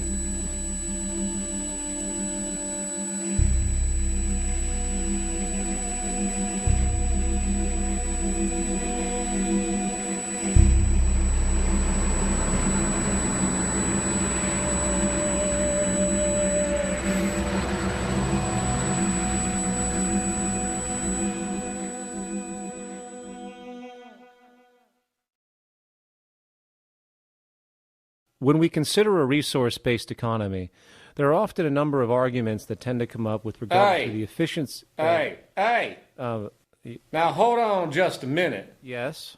I know what this is. This is called Marxism, buddy.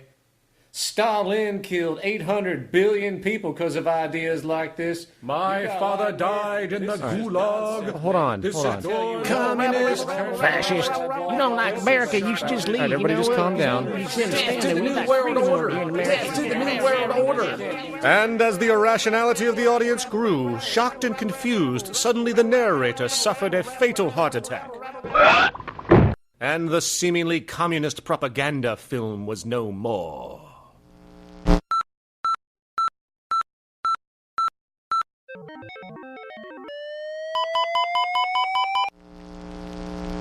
You know, I've said that sort of thing to people in think tank type of situations, and you know, these Club of Rome types and so forth. Marxist? What Marxist? Where did that come from? You know, they got this icon they hold on to as their holy grail. And it's such an easy one, you know. People ask if I'm a socialist or a communist or a capitalist, and I say I'm none of the above. And why do you think that those are the only options? All of those political constructs were created by writers who assumed that we lived on a planet of infinite resources.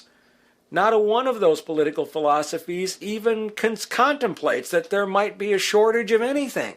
I believe that communism, socialism, free enterprise, fascism are part of social evolution, that you can't take a giant step from one culture to another, but they're in-between systems. Before there's any ism, we've got a life ground, and the life ground is, as I just described most easily, it's all the conditions required to take your next breath, and that involves the air you breathe, the water you get, the safety you have, the education you can access, all these things that we share and use and that no life in any culture can do without. So we've got to reset down to the life ground, and the life ground is no longer any ism.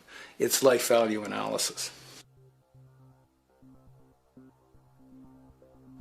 It's simply a matter of historical fact that the dominant intellectual culture of any particular society reflects the interests of the dominant group in that society. In a slave-owning society, the beliefs about human beings and human rights and so on will reflect the needs of the slave owners. In a society which again is based on the power of certain people to control and profit from the lives and work of millions of others, the dominant intellectual culture will reflect the needs of the dominant group.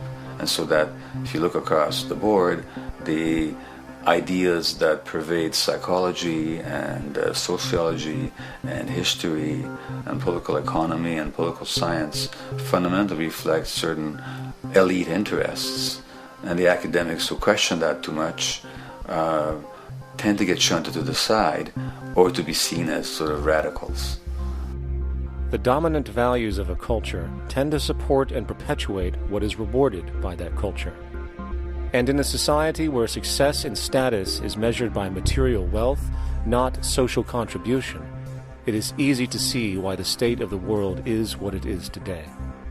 We are dealing with a values system disorder, completely denatured, where the priority of personal and social health have become secondary to the detrimental notions of artificial wealth and limitless growth. And like a virus, this disorder now permeates every facet of government, news media, entertainment, and even academia. And built into its structure are mechanisms of protection from anything that might interfere.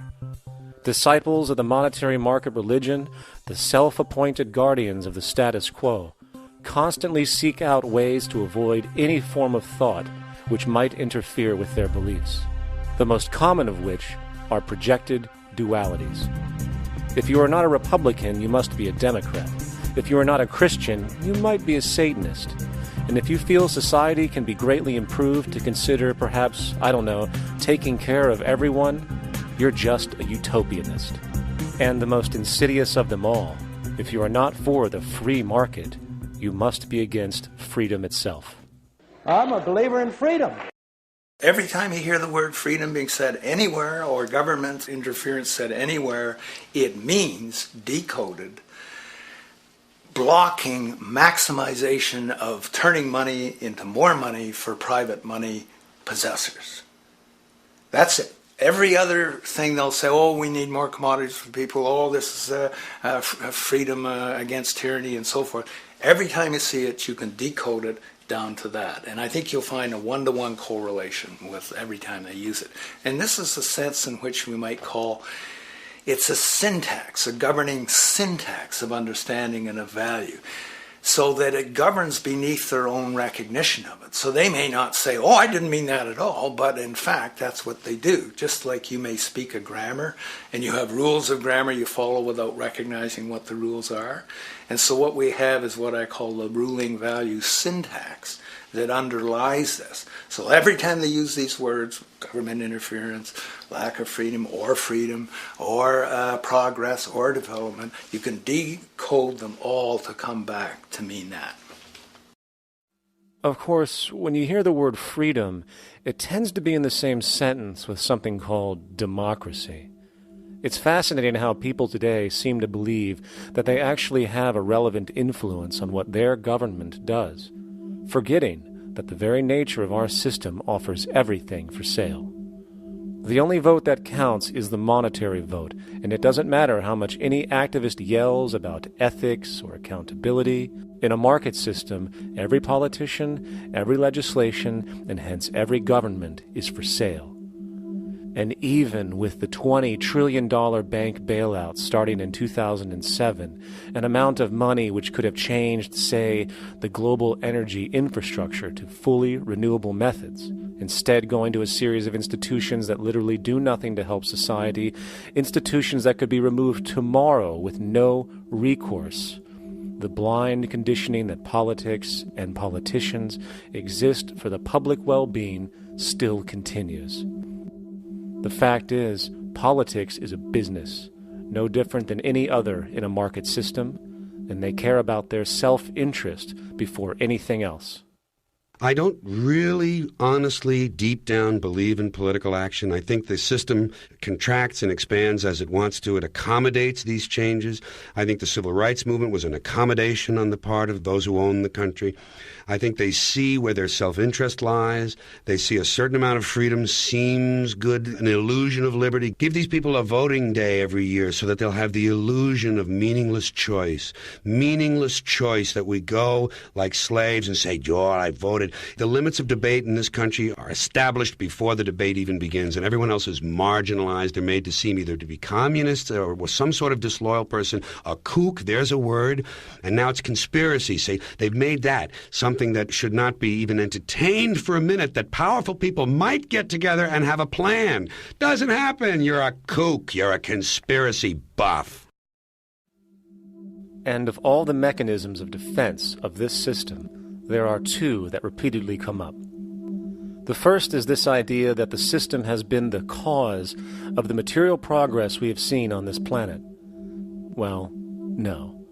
There are basically two root causes which have created the increased so-called wealth and population growth we see today. One, the exponential advancement of production technology, hence scientific ingenuity. And two, the initial discovery of abundant hydrocarbon energy, which is currently the foundation of the entire socioeconomic system. The free market, capitalist, monetary market system, whatever you want to call it, has done nothing but ride the wave of these advents with a distorted incentive system and a haphazard, grossly unequal method of utilizing and distributing those fruits.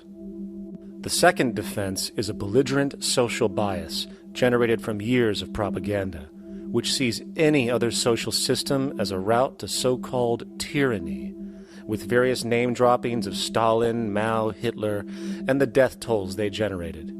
Well, as despotic as these men might have been, along with the societal approaches they perpetuated, when it comes to the game of death, when it comes to the systematic daily mass murder of human beings, nothing in history compares to what we have today.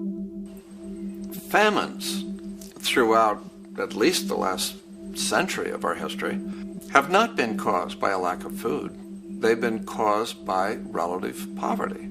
The economic resources were so inequitably distributed that the poor simply didn't have enough money with which to buy the food that would have been available if they could have afforded to pay for it. That would be an example of structural violence.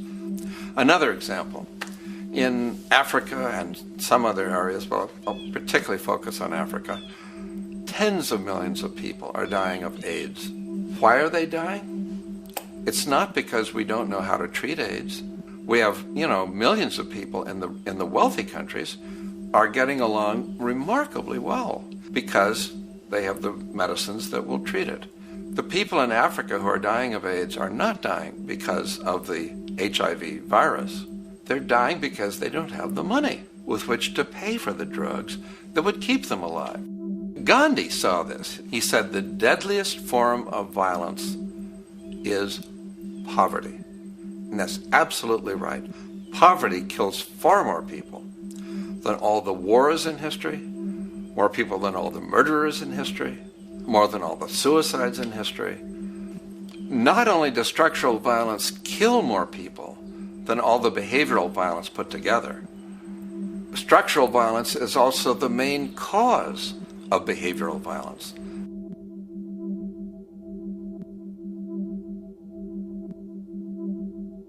Oil is the foundation of, and it is present throughout the edifice of human civilization. There are 10 calories of hydrocarbon energy, oil and natural gas, in every calorie of food you and I eat in the industrialized world. Fertilizers are made from natural gas. Pesticides are made from oil. You drive oil-powered machines to plant, plow, irrigate, harvest, transport, package. You wrap the food in plastic, that's oil. All plastic is oil. There are 7 gallons of oil in every tire. Oil is everywhere. It's ubiquitous. And it's only because of oil that there are 7 billion people, or almost 7 billion people on this planet right now. The arrival of this cheap, easy energy, which is equivalent, by the way, to billions of slaves working around the clock, changed the world in such a radical way over the last century, and the population has gone up 10 times. But by 2050, oil supply is able to support less than half the present world's population in their present way of life. So the scale of adjustment to live differently is just enormous. The world is now using 6 barrels of oil for every barrel it finds. 5 years ago, it was using 4 barrels of oil for every barrel it finds. A year from now, it's going to be using 8 barrels of oil for every barrel it finds. What's disturbing to me is the lack of any real effort from governments worldwide or industry leaders worldwide to do something different. I mean, we have these sort of attempts to build more wind power and to maybe do something with tide. We've got attempts to make our cars a little bit more efficient. But there's nothing which really looks like a revolution coming along. These are all pretty minor. And that, I think, is pretty frightening. And the governments who are driven by these economists who don't really appreciate what we're talking about are trying to stimulate consumerism to restore past prosperity in the hope that they can restore the past. They're printing yet more money lacking any collateral at all. So if the economy improves and recovers and growth, famous growth comes back, it'll only be short-lived because within a short period of time, counted in months rather than years, it'll hit the supply barrier again. There'll be another price shock and a deeper recession. So I think we go into a series of vicious circles. So you have the economic growth going up, price spike, everything shuts down. That's where we are now. Then it starts to come up again. But what we have now is this area where there's no more ability to produce cheap energy. We're at the peak. We're on the downslope of oil production. No way you're going to get any more out of the ground any faster, which means that things shut down. The price of oil drops, which it did in early 2009, but then as you have an ersatz so-called recovery, the price of oil starts to come back. It's recently been hovering around $80 a barrel, and what we see is at $80 a barrel now, with the economic and financial collapse, people are having a hard time affording that. World oil production right now is about 86 million barrels a day. Over 10 years, you're looking at roughly 40 million barrels a day having to be replaced. There's nothing around which can come even within 1% of meeting that sort of demand. If we don't do something pretty quickly, there's going to be a huge energy deficiency. I think the big mistake is in not recognizing a decade or so ago that a concerted effort needed to be made to develop these sustainable forms of energy. I think that's something our grandchildren will look back on with total disbelief. You people knew that you were dealing with a finite commodity. How could you possibly have built your economy around something which was going to disappear? For the first time in human history, the species is now faced with the depletion of a core resource central to our current system of survival. And the punchline of the whole thing is that even with oil becoming more and more scarce, the economic system will still blindly push its cancerous growth model, so people can go out and buy more oil-powered cars to generate GDP and jobs, exasperating the decline. Are there solutions to replace the edifice of the hydrocarbon economy? Of course. But the path needed to accomplish these changes will not manifest through the market system protocols required, since new solutions can only be implemented through the profit mechanism. People are not investing in renewable energies because there is no money in it in both the long and short term, and the commitment needed to make it happen can only occur at a severe financial loss. Hence, there is no monetary incentive, and in this system, if there's no monetary incentive, things do not happen. And on top of it all, peak oil is just one of many surfacing consequences of the environmental social train wreck gaining speed today. Other declines include freshwater, the very fabric of our existence, which is currently showing shortages for 2.8 billion people, and those shortages are on pace to reach 4 billion by 2030. Food production, the destruction of arable cropland, from which 99.7% of all human food comes from today, is occurring up to 40 times faster than it is being replenished. And over the last 40 years, 30% of the arable land has become unproductive. not to mention that hydrocarbons are the backbone of agriculture today, and as it declines, so will the food supply. As far as resources in general, at our current patterns of consumption, by 2030 we will need 2 planets to continue our rates, not to mention the continual destruction of life-supporting biodiversity, causing extinction spasms and environmental destabilization across the globe. And with all of these declines, we have the near exponential population growth, where by 2030 there might be over 8 billion people on this planet. Energy production alone would need to increase 44% by 2030 to meet such demand. And again, since money is the only initiator of action, are we to expect that any country on the planet is going to be able to afford the massive changes needed to revolutionize agriculture, water processing, energy production, and the like, when the global debt pyramid scheme is slowly shutting the entire world down? Not to mention the fact that the unemployment you currently see is going to become normality due to the nature of technological unemployment. The jobs are not coming back. And finally, a broad social perspective. From 1970 to 2010, poverty on this planet doubled due to this system. And given our current state, do you honestly think we will see anything less than more doubling, more suffering, and more mass starvation? There is not going to be any recovery. This is not some long depression that we're someday going to pull out of. I think the next phase we're going to see after the next round of economic collapse is massive civil unrest, when employment checks stop being paid because the states have no money left. And when things get so bad that people lose confidence in their elected leaders, they will demand change if we don't kill each other in the process or destroy the environment. I'm just afraid that we might get to the point of no return. And that bothers me no end. We do all we can to avoid that condition.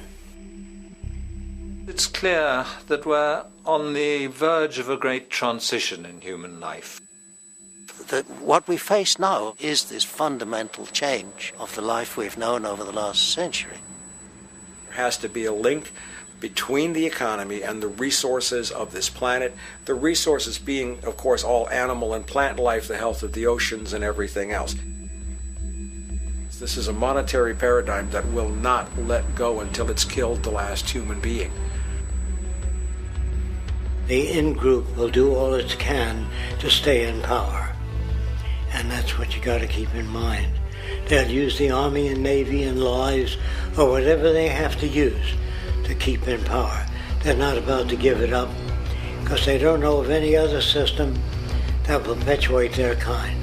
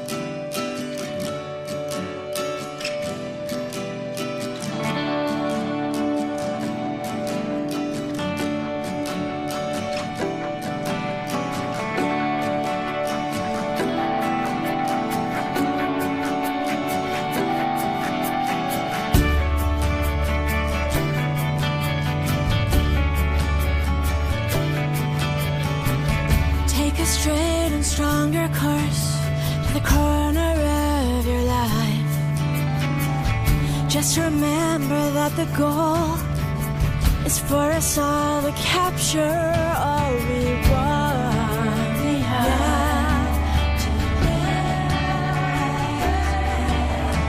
Don't surround yourself with yourself. Move on back to the squares.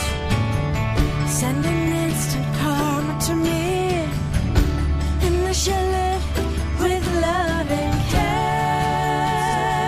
for yourself.